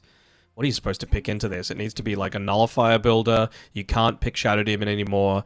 You're not going to get any of that from the mid lane. So what even is it? Do you try and go an Earthshaker, which kind of like goes against the whole mentality of like countering the Necro mid? You've banned out the Batrider, which isn't a horrible, matchup against it. I mean, do you tinker? Yeah, I was going to say, do you just go for like some magic burst here, or like do you still go down the route of the Zeus? They do have some issues with catching a Tinker in the trees. It is only really Centaur will run it. Everybody else is kind of slow and stagnant. And the dead shot, that's about it, right? But you really need to be on point. I wouldn't hate it. You've got good save in the Ventral Spirit. The Pit of Malice can also kind of give that Tinker a little bit of extra time for him to get the rearm and blink away. Mm-hmm. So maybe if it's in the hero pool for Shushu. Hope so, because you're going to need to do something to address this Necro. I mean, Pango, it does a little, but I feel like you can't... It doesn't do everything, on its own. And that hero just isn't what it used to be. It's still strong, but not busted. Well, okay, there's some magic damage for sure. It doesn't really answer the Necro issue, right? He pops the Ghost Shroud, you're not going to be right-clicking. But it certainly is a lot of right-click damage, which they absolutely needed. But, I mean, I wonder if this is even one of those situations where you have the potential of upgrading this Muerta to be a core. Like, this is not guaranteed to be a Muerta position 4. Muerta Undying is a very strong lane, especially into an Underlord. Like, the Undying's going to deal with him, so Muerta's just going to be able to pick up a lot of farm. I know against an Undying, you can be very tempted to go something like, a Gyrocopter or something like that just does, like, AoE damage where you could still target down the Tombstone. But in my opinion, Muerta is like one of the biggest counters to the Gyrocopter, so you cannot do that because a lot of Gyro's damage comes out relatively slowly, and Muerta just pops Pierce the Veil, has a lifesteal, and turns things around. So that's the main thing that I'm hoping Wolf fans don't fall into that sort of trap. They don't have the last pick overall, so Winter Bear are really in the driver's seat to be able to, dictate how this draft goes. Yeah, 100%. I think Winter Bear did a really good job in the previous draft as well about abusing this kind of second pick. So we'll have to see what these last couple of bans. I like the Lifestealer ban. I think it's just good. It gives you that little bit of extra attack speed to try and take down the Tombstone. You can build Nullifier into the Necrophos, good into the Centaur. Open wounds as well. Percent damage feels nice. Yep, it's definitely very, very good. So they need to try and have a hero that can at least deal with the Tombstone and the Centaur War on it, and kind of build it. Like, do you go for like an Ursa if you're Woofer fans here? It is a Nullifier builder, and it does do relatively okay into the Centaur, so I'm not against it. I mean, you can deal with the Tombstone as well, I suppose. Yeah, it wouldn't be the worst for sure. I just really feel like the current Ursa meta, where it's like, build everything so you've got permanent enrage, you're not actually doing that much damage. You're just living. And, an extended fight is exactly what someone like a Centaur with his Shard or a Necro, that they want long fights. That is true. See what the Wolfer fans have when it comes to the idea bank. They only have 27 seconds in their reserve time. They'll try and have a hero that enables them to take a bit more of these towers and have a little bit more of that physical damage. Good way of dealing with the Tombstone, because right now none of these heroes click that Tombstone. So that is going to be a massive issue for them. And they also have to keep in mind that, as you said, Muerta can flex. Oh, what do you really go here? Can you, drow or something? I know, but you need some kind of damage. Okay, this is fine. You're going to do fine in the lane. You're going to pick up a lot of your farm. You've got a treant to be able to protect you. And Pierce the Veil and Ghost Shroud just don't entirely wreck you. You've got the Eclipse to be able to drop and still dish out a lot of that damage if you're somehow able to isolate the Winter Bear heroes. And we know they've got the tool to do so, right? Nether swap one of these heroes into the middle of your team, Eclipse is going to rip them apart. Yeah, that's very true. I do like the composite damage from the Luna. I think they had a lot of glaring issues, and they at least solved some of them. I wonder if they just Terrorblade this, though. Terrorblade into Luna feels pretty good. It picks up the tempo, gives them a little bit more damage output. Yeah, it feels like Luna is the only thing that isn't immediately counted in my eyes in this draft. I mean, they might still be considering the Muerta as a position 1, right? Luna, Agi hero, so may as well just get something that's going to completely ignore that armor once the Pierce of Veil gets popped, and I'm sure that's the discussion that's going on with Winter Bear right now. Yeah, and I mean, even, circling back to your Terrorblade, I think the reflection is going to be amazing against the Luna. I mean, that was another consideration, but I thought, Centaur probably not going to do it. But like I said at the end of the last draft, support Centaur is very viable. You get a lot of stuff done, and we're going to be seeing the Centaur, a melee hero paired together with a Darkseer, and of course that normal punch is incredibly effective against the Luna, in addition to the Wall of Replicas. So I don't hate this from Kachal. Darkseer is technically bald, so his name is still valid. So I'm gonna favor Winter Bear as a result of that. Yeah, definitely on brand for Winter Bear, at least for the offlaner. So that's a positive. I do like this draft. I definitely feel like that this time around that the Wolfer fans have a little bit more going for them. I'm not directly looking at their draft and being like, oh, if this thing doesn't get off to a rip roar of a start, it can be bad. They've got some heroes that can kind of scale. I think the issue is that if this game goes ultra late, Luna does not outcarry a Muerta. I don't think many carries do, especially Agi carries, so it is going to be very scary for them if this does go late. But I think towards the mid game, they've got themselves some nice timings, double BKB on both of their cores. They can try and run around the map with, the Train Protector setting up things for the Outward Devourer, so they've got ways of being able to do it, and, coming in from game number 1, they didn't get completely blown off the park. So I definitely think this is a winnable game on game number 2 here for the Wolfer fans, but they're going to have to play very clean Dota once again to be able to take down the Winter Bear, who has been a team that, looking at this roster, we're probably expecting these guys to be able to make it to the next round. Yeah, for sure. I mean, the thing that is really different about Winter Bear this game versus the last one is just the difference in style, right? They don't have that jump pickoff. They've got that with a Centaur, but it's a position 4 Centaur, right? So it's going to be a little bit, even if he does eventually get into a Blink Dagger, who knows? He might not even do it. He just might try and tank up a few different braces and see how that serves him. But it really just feels like they're going to be this inevitable pushing force, right? Where you just rally around a Necro, let Mikey just live, basically, and do a lot of the work off the back of that. So I think this will be a lot slower paced game for Winter Bear in particular. Yeah, it definitely doesn't feel like they're going to hit the double blink timing, right? And kind of just go super ham. It's going to be a little bit harder for them to be able to get a lot of those pickoffs. It's going to be much more about getting low skill to those 2-3 items that the Muerta really, really likes. You want to try and sit back and farm because you've got a much more greedier position 4. So, yeah, it is going to be a little bit more of a slower approach here from the Winter Bear, but I think they've got quite a lot going for them. But once again, the question is, Matt, Midas's, how many we got? Well, we got 0 last game. Yeah, so. Which was kind of surprising. I said 4. I think I was a little bit too far out of my depth with that one, but I thought it would be 1. I ended up saying 2 just because people are very Midas happy. It was really on the back of, I thought, honestly, that Woofer fans would have a much rougher time, and Faceless Lawyer would be forced to go into one. But he didn't. He had a pretty decent time in the early game, and it just came down to the fact of initiation that gave him a little bit of an issue. I mean, the big thing for mine is you can already see what Shushu has queued up. It's that Meteor Hammer. So he's not even considering the old Midas OD route. He really wants to open up this map a little bit, not just for himself, but for Dragon Soul on the Luna as well. And it's going to be very important that they do use use that space to get a lot of this early farm so that when they do come online, it's a significant amount sooner than the Muerta, because I really feel like low skill, he could just absolutely rip apart the Luna once it gets to the later stages. Yeah, that's the scary part, right? Is if this is kind of on even footing for both the Luna as well as the Muerta, he's probably pretty happy. Oh, he's probably just going to get chased down here. Yeah, this is just going to be a few more auto attacks. They're going to have a decay in just a moment here. Nagado with the auto attack and the decay. Oh, nice try. That was close. That was very, very close. The courier? Ooh, okay. But Deadshot is in time there for low skill to be able to pick up first blood once again. Mm-hmm. Nagado's going a little deep here, though. He wants to try and deny, I think. I know, he's just kind of just chasing around with a double decay. So he's being an Undying underneath the tier 1 tower. Mm-hmm. This is kind of what he wants, right? He wanted to force it underneath the tower so that you're not getting this free farm back behind the tier 1 tower. Means the lane's already going to be pushing back forward. It's going to be joined by another one in about 10 or so seconds. So things looking pretty good right now on this bottom side for Winterbear.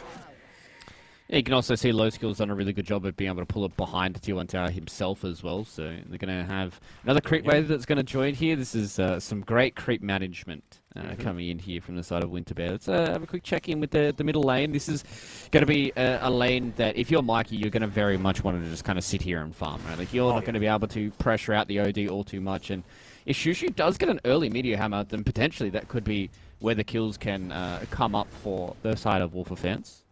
Yeah, I'm really going to be interested to see what Mikey ends up doing, right? Like, he's just finished up his boots, but I really feel like that's just to make sure that he can avoid as many of these Astrals as possible. He probably isn't going to be leaving that mid lane unless he's got level 6 and he gets a haste rune. I really feel like that's the only sort of situation, because you end up losing that map pretty damn quickly to this Meteor Hammer OD.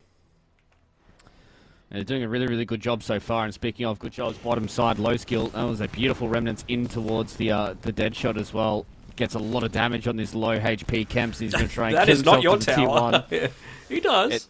It's unfortunately not League of Legends, and it doesn't matter if the tower kills you. Yeah, thank God. Did you guys hear that apparently they have a something going on this weekend? I don't know. I have no idea. No. I have no idea what it could be. Top side, though, only something that we do know what's going on, and it is a gank going towards the way of QJY. He's getting burnt down by the ion shells, and Merlin's going to try and find a second victim. He's able to get it there onto Dragon Soul. So once again, Winterbear's having a very, very strong offlane. This time around, though, much more greedier offlane. So this is where it starts getting a little concerning for the Wolf of Fans, because it looks like a lot of their members are getting pushed behind tier 1 towers. I can see Mikey is diving pretty deep against Shushu.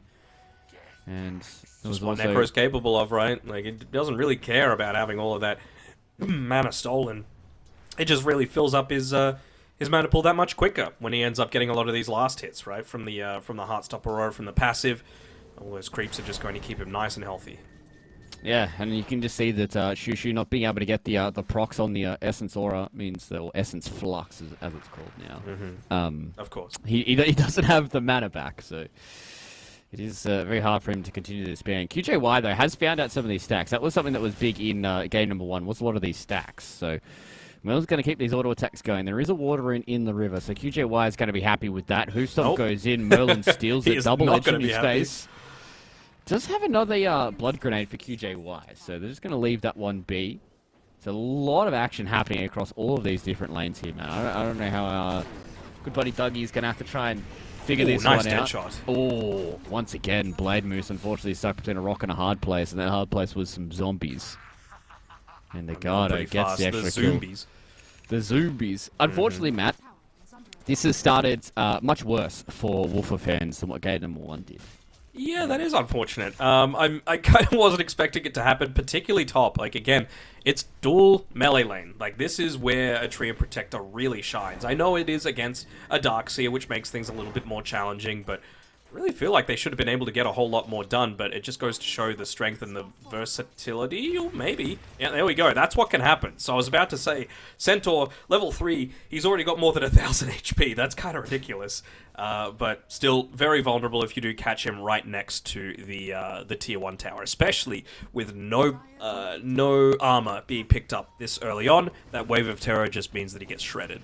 Oh, Mikey's in trouble here. That's a magic missile as well as the wave of terror. He does not have the ghost shroud, so he's just going to try and get a trade kill here. That actual imprisonment will definitely be his death, and now Merlin's going to come in and try and get the trade onto Blade Moose, but with Shushu around here as well, he doesn't have the damage. Oh no, Merlin just needed that little bit of extra onto Blade Moose, and that would have been a kill, but they don't get it done. And you can just see, sometimes you just go a little bit too over-aggressive, and now there's been 2 good rotations from Blade Moose. It has been, and I mean, to be fair, that's kind of what you have to be doing as a Necro. If you're not getting aggressive, if you're not really bullying out the enemy as a Necro, what are you doing, right? Oh man, it's a shield rune centaur. Of course it is. They have Reaper Scythe too. Yep, that's going to be the first stack going into the back pocket of Mikey. You talked about it. Shield rune, it's a little bit too strong. Don't worry, he's still got it for the next 5 minutes active on him. And he even double-edged himself as well. Yeah. Yeah, listen, Frog. I know you listen to Daniel's cast every single time he casts. Oh, for sure, he loves I know it. you're sitting out here right now. Can you please get rid of Shield Rune? Well, Camps is dead. Yeah, and this is the one issue that you have with Underlord is I think Muerta is probably one of his biggest counters, just because of how much magic damage she can do early on. She does not care about your Atrophy Aura, and in combination with an Undying as well, you already said it, very, very strong lane. Yeah. And they are reaping the rewards of it right now. I'm Nagato. interested to see what no skill goes for in terms of his skill build right now. Deadshot, always max that one out, right? It's just so great at being able to, if there's a bunch of stacks be built up for you, it's a lot of AoE damage. But it's like a Chalby maybe okay. He does have an Iron Shell. He can put it here onto Merlin. He will get the Hoostomp double edge as well. That is a left-right good night onto the Lunar, and QJY unfortunately has to try and deal with the reflection of himself. And what looked like a killer in the Kachal turns around to a 2-piece for Merlin, and that is, yeah, just another dagger into the heart of the Wolfer fans, I think. 2-piece fear, that was delicious. But yeah, Kachal, he was very lucky that he had Merlin backing him up there. He was holding on to the lesser Lotus, and so ended up feeding that one over to him, making sure he was able to live. And I mean, just, the art of bait is not lost on these teams. They're really looking to push every little edge that they can. Yeah, Kachal was very masterful with that bait that time around, and really does feel like that he's been able to utilize and abuse Merlin's movement across the maps. Getting this early boots and windlace means that this Centaur is very, very strong. And obviously the changes with Hoostomp, the fact that you could just run like a couple hundred units while you're still doing Hoostomp is ridiculous for me to watch. But it is extremely powerful in this game so far. And the question is, like, where do Wolfer fans put a lot of their attention? So they just try and put a lot of their eggs into the Shushu basket now that he has this, this Meteor Hammer? Because he's getting a 3-man rotation onto him. They are diving past this tower. Well, they drop the Tombstone and the Blood Grenade, the Hoof Stomp, as well as the Double Edge. How much damage can they do? That is a Blade Mail, so it's a lot of damage that goes in onto the Outward Devourer. He did turn into the Dung Beetle for a little bit, but it wasn't enough for them to get dissuaded. I'm a little surprised that they didn't preemptively have a few more people playing around him, right? That Meteor Hammer is what you're playing for with this little bit. Look at, even the Observer would be placed down, right? They want to make sure that they're scouting out any sort of defensive rotations to be able to help him out. They're not going to go for a dive that they feel they're not going to be able to handle. Both sides of this mid lane completely... Like, there's a third route right next to the river, so it just shows how much attention they're putting around this OD. They know that he's the one that could potentially change the outcome of this game for Wolfer fans. And it looks like once again they're going to stampede. They're going to get directly on top of Shushu. This will be a lot of rotation. Hoostomp comes in. They're going to have the Reaper's Scythe and the extra kill. The TP gets cancelled before it even completes, and that is a second stack for Mikey at 9 minutes into this game. It is looking dire. It is 5k already for the Winter Bear. You just had to put a lot more attention onto this OD, right? He's basically fallen way behind. I mean, even the Underlord, right? Oh, actually, Muerta will end up getting away just off the back of the Pierce the Veil and a TP in from Merlin. But, I mean, Camps, he's not having an easy time himself either. He's got Arcane Boots finished up for himself at least, but I'm not really seeing any stacks other than a stack of the hard camp that they're going to be able to take to potentially make up some of this 5k deficit. Yeah, and the thing is if they're not quick smart about it, that stack can be found out, right? Like, all it takes is maybe like Merlin or Mikey to walk in there, and it's going to be hard for them to push them out. So We'll see what They've got a emphasis lot they of can try and heroes put that back can in. take these stacks. Everyone, is very actually, on Winterberry is capable of taking stacks on their own. All right. First media hammer usage with the Astral Imprisonment. Basically does the same amount of damage back to him as what he did to Mikey. So, it's not the end all be all. To be fair, Sol is doing very, very well right now on the Luna. Maybe able to get himself a free kill here onto Nagato, who will just pop the ulti as well as the Tombstone. So that was the fastest eject button I think I've ever seen from Wolf of Fans. Whenever you see that Flesh Golem be popped and they start running at you, you know something's up, but spoiler alert, actually, it wasn't. Merlin, he eventually comes through from the Twin Gate, but it's going to be a little bit late, and well, they might know where Dragon Soul's farming up on this top side, but I'd say they're going to be just as content to be able to just take this tower. They don't need kills. They just need to enable themselves to get repeat kills against the like of this Luna that still needs time to be able to farm.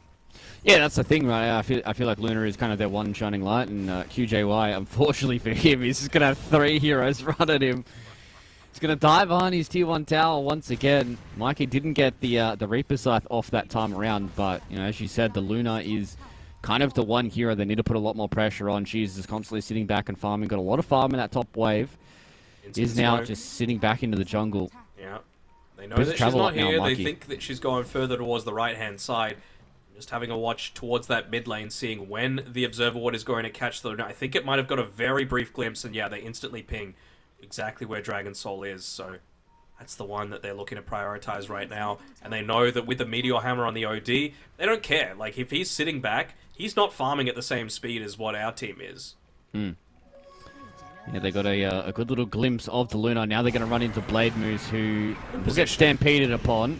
Nice little Astral Imprisonment as well. They don't want to just throw out the Reaper Scythe there onto a support. They want to see if they can try and catch out Shushu, who will be able to move themselves away. And once again, Dragon Soul done a beautiful job at just kind of getting away from a lot of these potential ganks coming in from Winter Bear. You go straight back up towards the top side, this time underneath a ward at the very beginning of it, so I wonder how quickly they're going to be looking to make a move up towards that top side of the map. It's a little scarier to make that kill happen right next to a tier 2 tower just because of the TP potential. But I really wouldn't put it past them. I think they're hungry for more kills, but maybe they're just happy enough to be able to take away a lot of these more fruitful avenues to be able to pick up net worth, and that's generally this triangle area. Yeah, putting a lot of pressure on the Ancients, right? Because I think that's one big boon for Luna at the carry, in the carry role, is she can farm those Ancients very, very fast. Nice little smoke up coming in here from the Wolf of Fans, though. They might be able to get Kachal. That'd be a big deal. Yeah, they have found him. There is no place for him to go. He's just going to get Astral, he's going to get Meteor Hammered, and they will be able to take down the Darkseer. He does respond. That's a lot of damage that's coming out here from the wall of Replica. Shushu, he's in an awkward spot. They're going to throw down the Reaper's Scythe in just a moment here from Mike, and they haven't been able to do all too much damage. They get it onto a full HP OD, so they don't get the extra stack, but they will eventually get the kill. So the Wolf of Fans, they lose 2 out of that. They do get the big kill onto Kachal, though. But will they lose anybody else? Merlin doesn't have a blink. It's close to it, though. Position 4 Centaur, nearly having up the blink, and another ward placed in this area. Just look at how much vision Winterbearer are dedicating towards this top side of the map. This is the cat and mouse that we're talking about, right? They just want to make sure they know exactly where Dragon Soul is at every single moment. He was still able to get away from that without dying, but it doesn't really work to extend the net worth lead at all. I mean, to me, it feels like once he's got the Manta Style, you kind of have to go. I don't think you can necessarily wait for the Dragon Lance. It's just going to be too late. Muerta's going to be too farmed at that point. Yeah, and that's, you know, kind of the question I posed a little bit earlier on, right? Like, you know, the Luna and the Muerta being on even footing, it's definitely going to start to pan out a lot more for the Muerta. A swap comes in. That was a nice little play there from Blade Moose to really be able to get themselves out of dodge, but unfortunately this does leave Kemps in between a rock and a hard place, and this is not the position you want to be if you are an Underlord. They are taking a lot of damage so far. They don't have the Reaper's Scythe here for Mike and be able to get the extra stack with the Vacuum and the Double Edge. Merlin completes the Blink Dagger. So, the small bit of running away that we've been able to do here for the side of Wolf of Fans won't be happening anymore. Mikey's just going to waddle in as this Necrophos.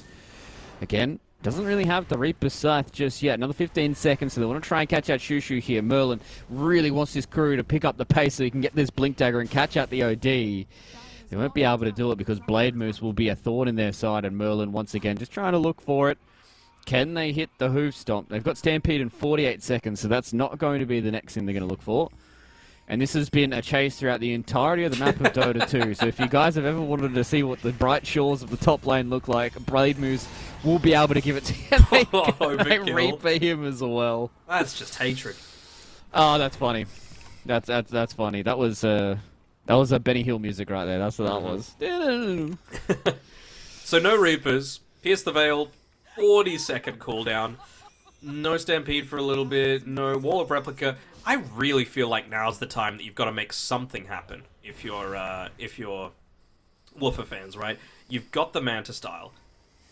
It looks like he still wants to be able to get the Dragonlance, but you haven't taken a single tower for yourselves. I think minimum you got to be playing around these siege creeps, right? Because this is the weakest Winter Bearer ever going to be relative to you, despite the fact that they've got this huge net worth lead. Like, only one person's coming down bottom side. Yes, it's Mikey. Yes, he's a tanky beast, but you can kill him.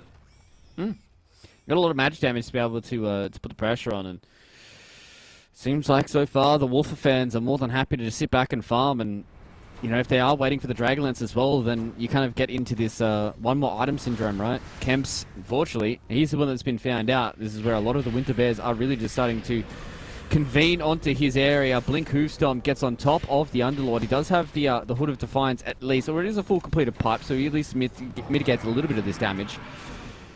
It's going to take them a while to be able to chunk him down. Blade Moose will be able to get the swap in, so they will lose their life, and Kemps will stay alive. So there was a lot of time and effort purely just for a Vengeful Spirit kill, so that's not really that worth when it comes to the net worth for Winter Bear. Blade Moose has been playing really well. Like, I know he's 0-4-3, but in terms of his positioning, every single one of his deaths, it's to save a core, and he's been successful every single one of those times. So I've been, quite happy with how he's started this game. I mean, that's the sort of plays that you need to make in order to get this OD and Centaur back into the game, because right now they still absolutely do not have one. Yeah, speaking of OD, it's Midas alert. He did pick up one, so we got one of them at least. Take it. Doesn't look like anybody else is going to pick them up, because it looks like there's going to be a fight that's going to break out. Blink Dagger at the ready here for Merlin. QJY, unfortunately, has been found out. A few more of these auto attacks coming in from low skill will mean that the Overgrowth doesn't do much. Do they have any idea about where Shushu is? They do have some vision Maybe there. if he takes this Lotus, they'll get an idea. Let's see how tempted he is. Doesn't look like he is. He's trying to loop on around, get any farm off the map wherever possible, and honestly, this isn't the worst idea. You just need to make sure that you're looking to make everything happen as quickly as possible. They reaped Blade Moose in the river again. Yeah. He yoinked an Invis rune underneath the eyes of Mikey, and they did have a sentry, so unfortunately for Blade Moose, it means that he gives another stack away to the Necrophos, and these are starting to stack up, pardon the pun, 4 so far for the Reaper's side, so what's that, an extra 12 HP regen and 6 mana regen, which is this Tier 1 tower is almost dead on the top side. I kind of want to see Shushu just walk up and hit it, just so that there's one fewer tower for people to be able to TP to. Looks like he might end up doing just that. Come on, hit the tower. Hit the tower. They're taking a Tier 2. They're not going to kill you. Especially, he should know that Mikey doesn't have his bots available. Man, he's not even wanting to get into attack range. He just uses the Meteor Hammer to be able to take it out. I mean, he's doing a pretty good job of, like, hiding them around, but again, Winter Bear are also doing a good job of making sure that they're not just sitting back and letting them do this, right? You got to make sure that you're getting some sort of trade happening, and they're hitting a Tier 2 tower. It's down to less than half HP. Again, taking away a lot of the farm that they're looking to play around with. I kind of want to see them secure this Tier 2 tower, though. It'll enable them to take an additional Tormentor, and we know how good shards are these days. Blade Moose. Nothing you can do, unfortunately. Yeah, he got found out by Kachal. He did just drop a wall of replica for him, to be fair, so you're probably pretty happy with that if you're Blade Moose. You're like, the wall replicate for me. Yep. So it's not too bad, but look at the farm that they've got here on all the cores for Winter Bear, right? They've got a full pipe and a Guardian Greaves. Mikey's got the Heart completed now as well. I'd imagine going to be moving towards the Aghanim Scepter. Like, you're going to struggle to kill these heroes before Guardian Greaves and Pipe, and now the Muerta has so much damage in and of herself. She's got her Shard, she's got a full Mjolnir and the Dragonlance. QJY wants to try and TP away, but unfortunately Mikey says no, thank you. Reaper's Scythe for another. We're going to call it 5. Once he gets this Aghanim Scepter, man, like this Heartstopper aura, it is just going to melt people to pieces. Yeah, pretty much. And you even got just the level 15 talent on the Muerto as well, right? Plus 35 damage. That's another little spike coming through. He's got the Aghanim Shard coming out to him as well, so already had the lifesteal coming through from the Vampire Fangs. Now you've got another source of it as well, so I really don't think you can look to standard man fight against this Muerta. She's going to go Hurricane Pike next, but I'm really just wanting to see after that BKB. Once you BKB Pierce the Veil, there's absolutely nothing that you can do to take her out. Oh, Blade Moose, you've been found. He tried to be clever, but... Yeah. Nope. Wanted to come in and try and yoink a Wisdom Rune, but unfortunately they were there ready to take their own Tormentor after stealing the enemy team's Tormentor at 20 minutes flat. So right now Winter Bear are just kind of skyrocketing up. They're literally vacuuming up everything they have on the map. You can see the drawing is now happening from Mikey. He's just saying, alright, it's time for us to push both of these lanes in. Let's just try and get this game done. I'm just trying to rack It's my 21 brain minutes in, and everyone except Darkseer has a shard right now on Winter Bear. Like, it's that crazy. They were able to get one early on Mikey, just because of the Death Seeker, right? One of the issues about Necro is that you can sometimes get kited, not so much with the Aghanim Shard, and he's got the Boots of Travel as well, so... this feels like time for them to just group up and go. There's really nothing that they should be too afraid of on Winter Bear right now. Plenty of auras to be able to play around with. Of course, Aghanim Scepter coming up next for Kachal, so he really just wants to make sure that when Luna eventually joins into a team fight, it's actually going to be to the detriment of the Woofer fans team. Yeah, and that's the thing. I was just having a look across at Dragon Soul, and it seems like he's got a Shadow Blade. Yes, a Shadow Blade completed. Trying to farm some more, but it gets to a point where you got to do something with that farm. See you later, QJY. Might be able to get one D-ward off. Oh, it's a lot of damage coming in here from Dragon Soul, though. So maybe this might be the fight they want to try and get in. Kemps goes in with the Fiend's Gate and goes directly out of it once again. Reaper's Scythe will claim a 6th. And unfortunately, the side of the Woofer fans, I think Dragon Soul did kind of bait out Kemps a little bit there. That was a very aggressive Fiend's Gate, to be perfectly honest, but him completing the channel is, without the rest of his team there, is very hard. And again, now you know there's no Eclipse, there's no Overgrowth, there's no Fiend's Gate. What's really stopping us from just keeping on pushing forward, right? That's the low skill mentality. Really nothing. I don't think there is... They've still got the Wall of Replica. They've still got their Pierce the Veil as well. Shushu's going to try his best with, what, Meteor Hammer, Midas, Dragon. There's nothing you can do against that. It just has nothing he does. Yeah.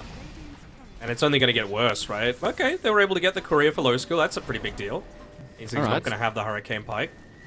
Yeah. So as soon as Melon's there, like, no one can defend against this. You're just going to get Blink Hoof stomped. they at least now have Kemps coming back with the Firestorm to be able to at least try and de-push some of these waves, but you can just see the amount of damage that Lowskill's able to do, right? The fact that he's got the Gunslinger. They just tear through this full line of racks. 23 minutes, you don't really see this all too often. 23 minutes, almost a full line of racks. Maybe with Mikey TPing away, that's the indication for them to go forward, but again, they're lacking in their own damage, so not really going to result in all that much.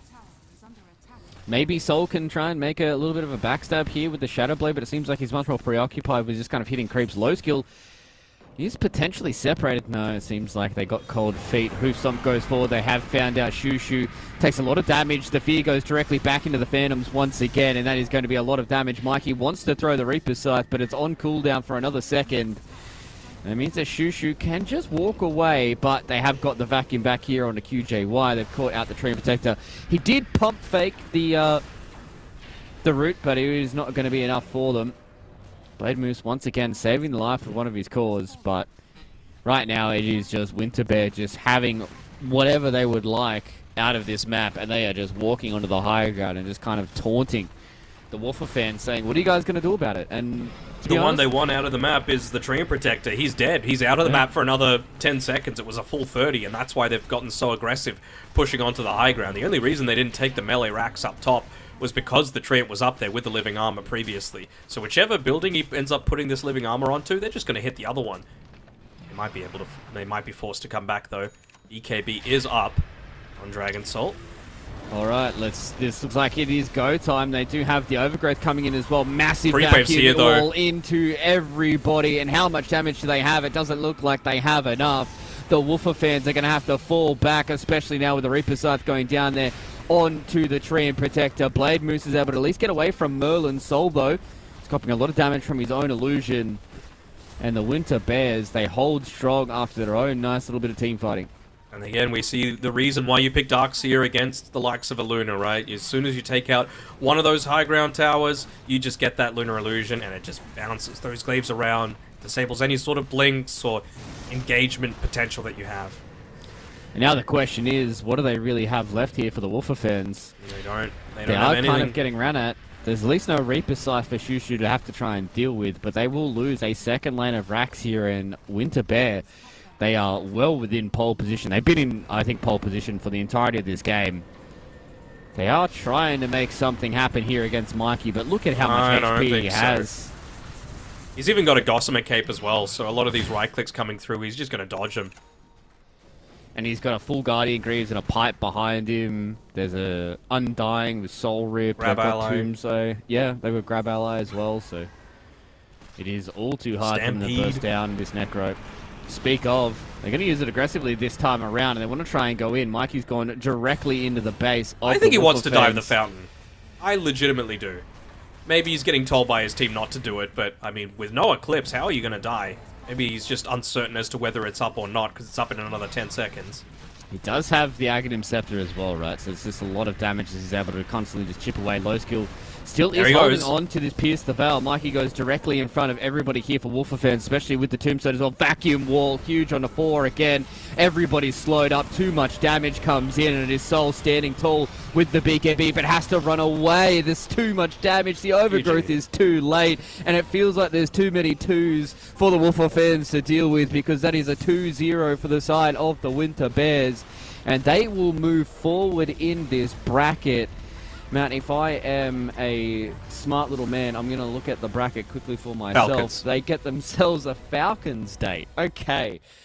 That is... I mean, to be fair, if you win in the upper bracket, it's either PSG Quest or Falcons. So it's not like you kind of, get an easy run no matter which way that you go. But, I mean...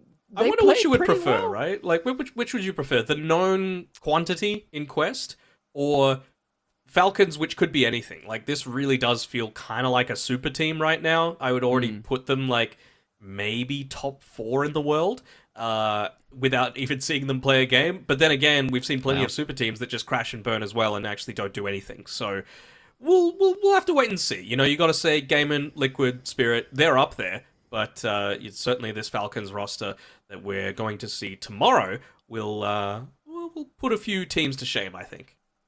Yeah, I think that's going to be the one caveat for me, is really seeing what the Falcons are going to look like before I pass my judgment. I love a lot of the players on that roster as well, by the way. I think that's the biggest thing for me, is looking at a lot of these roster shuffles. I'm really being able to get quite of a bit of excitement around a lot of these rosters, and I think this Falcon one is one I'm very, very excited to see. So I'm interested in hearing more about them as well, like the stories, where they're boot camping, if they're even boot camping, because you're playing in the MENA region. It's a Saudi-run organization, so do they boot camp in Riyadh? Do they perhaps go to the UAE, or is it just from home? We'll have to wait and see, because this is just the birth of one organization. You've also got Aurora in the Southeast Asian, and a bunch of other ones rumored to potentially be coming through as well. So we will see. Early days still for this post-DPC Dota ecosystem, but... well, for that one today, we're done. I think there's only one other MENA series for the upper bracket left today, isn't there? Yeah, exactly. There's only one other series we've got floating on, and that is going to be, I'm just going to quickly jump up the bracket here so I can say it. It is going to be Gamax Esports versus the Riyadh Chefs, and that is the team with Attacker on it, for ladies and gentlemen playing along at home. So that's going to be an interesting series. That's going to be in another couple of hours, so make sure you guys do keep your eyes on the socials and what have you for that next match in the MENA qualifiers. It has been a wonderful day. It is only one series, as Matt did say, for us here in the MENA region, so it is a little sad for us, but we've got 3 series tomorrow, ladies and gentlemen. So, as always, thank you, Danog, for being by my side this time around here. We're going to be going all around for the next 2 days here in the MENA region, so I'm excited for us to jump into that. But we are done for day number 1 of the ESL 1 Kuala Lumpur MENA region qualifiers. Hope you guys have enjoyed the cast. We're going to be in the same time, same place tomorrow for 3 more series, so make sure you guys join us, and as always, stay safe. We'll see you guys tomorrow.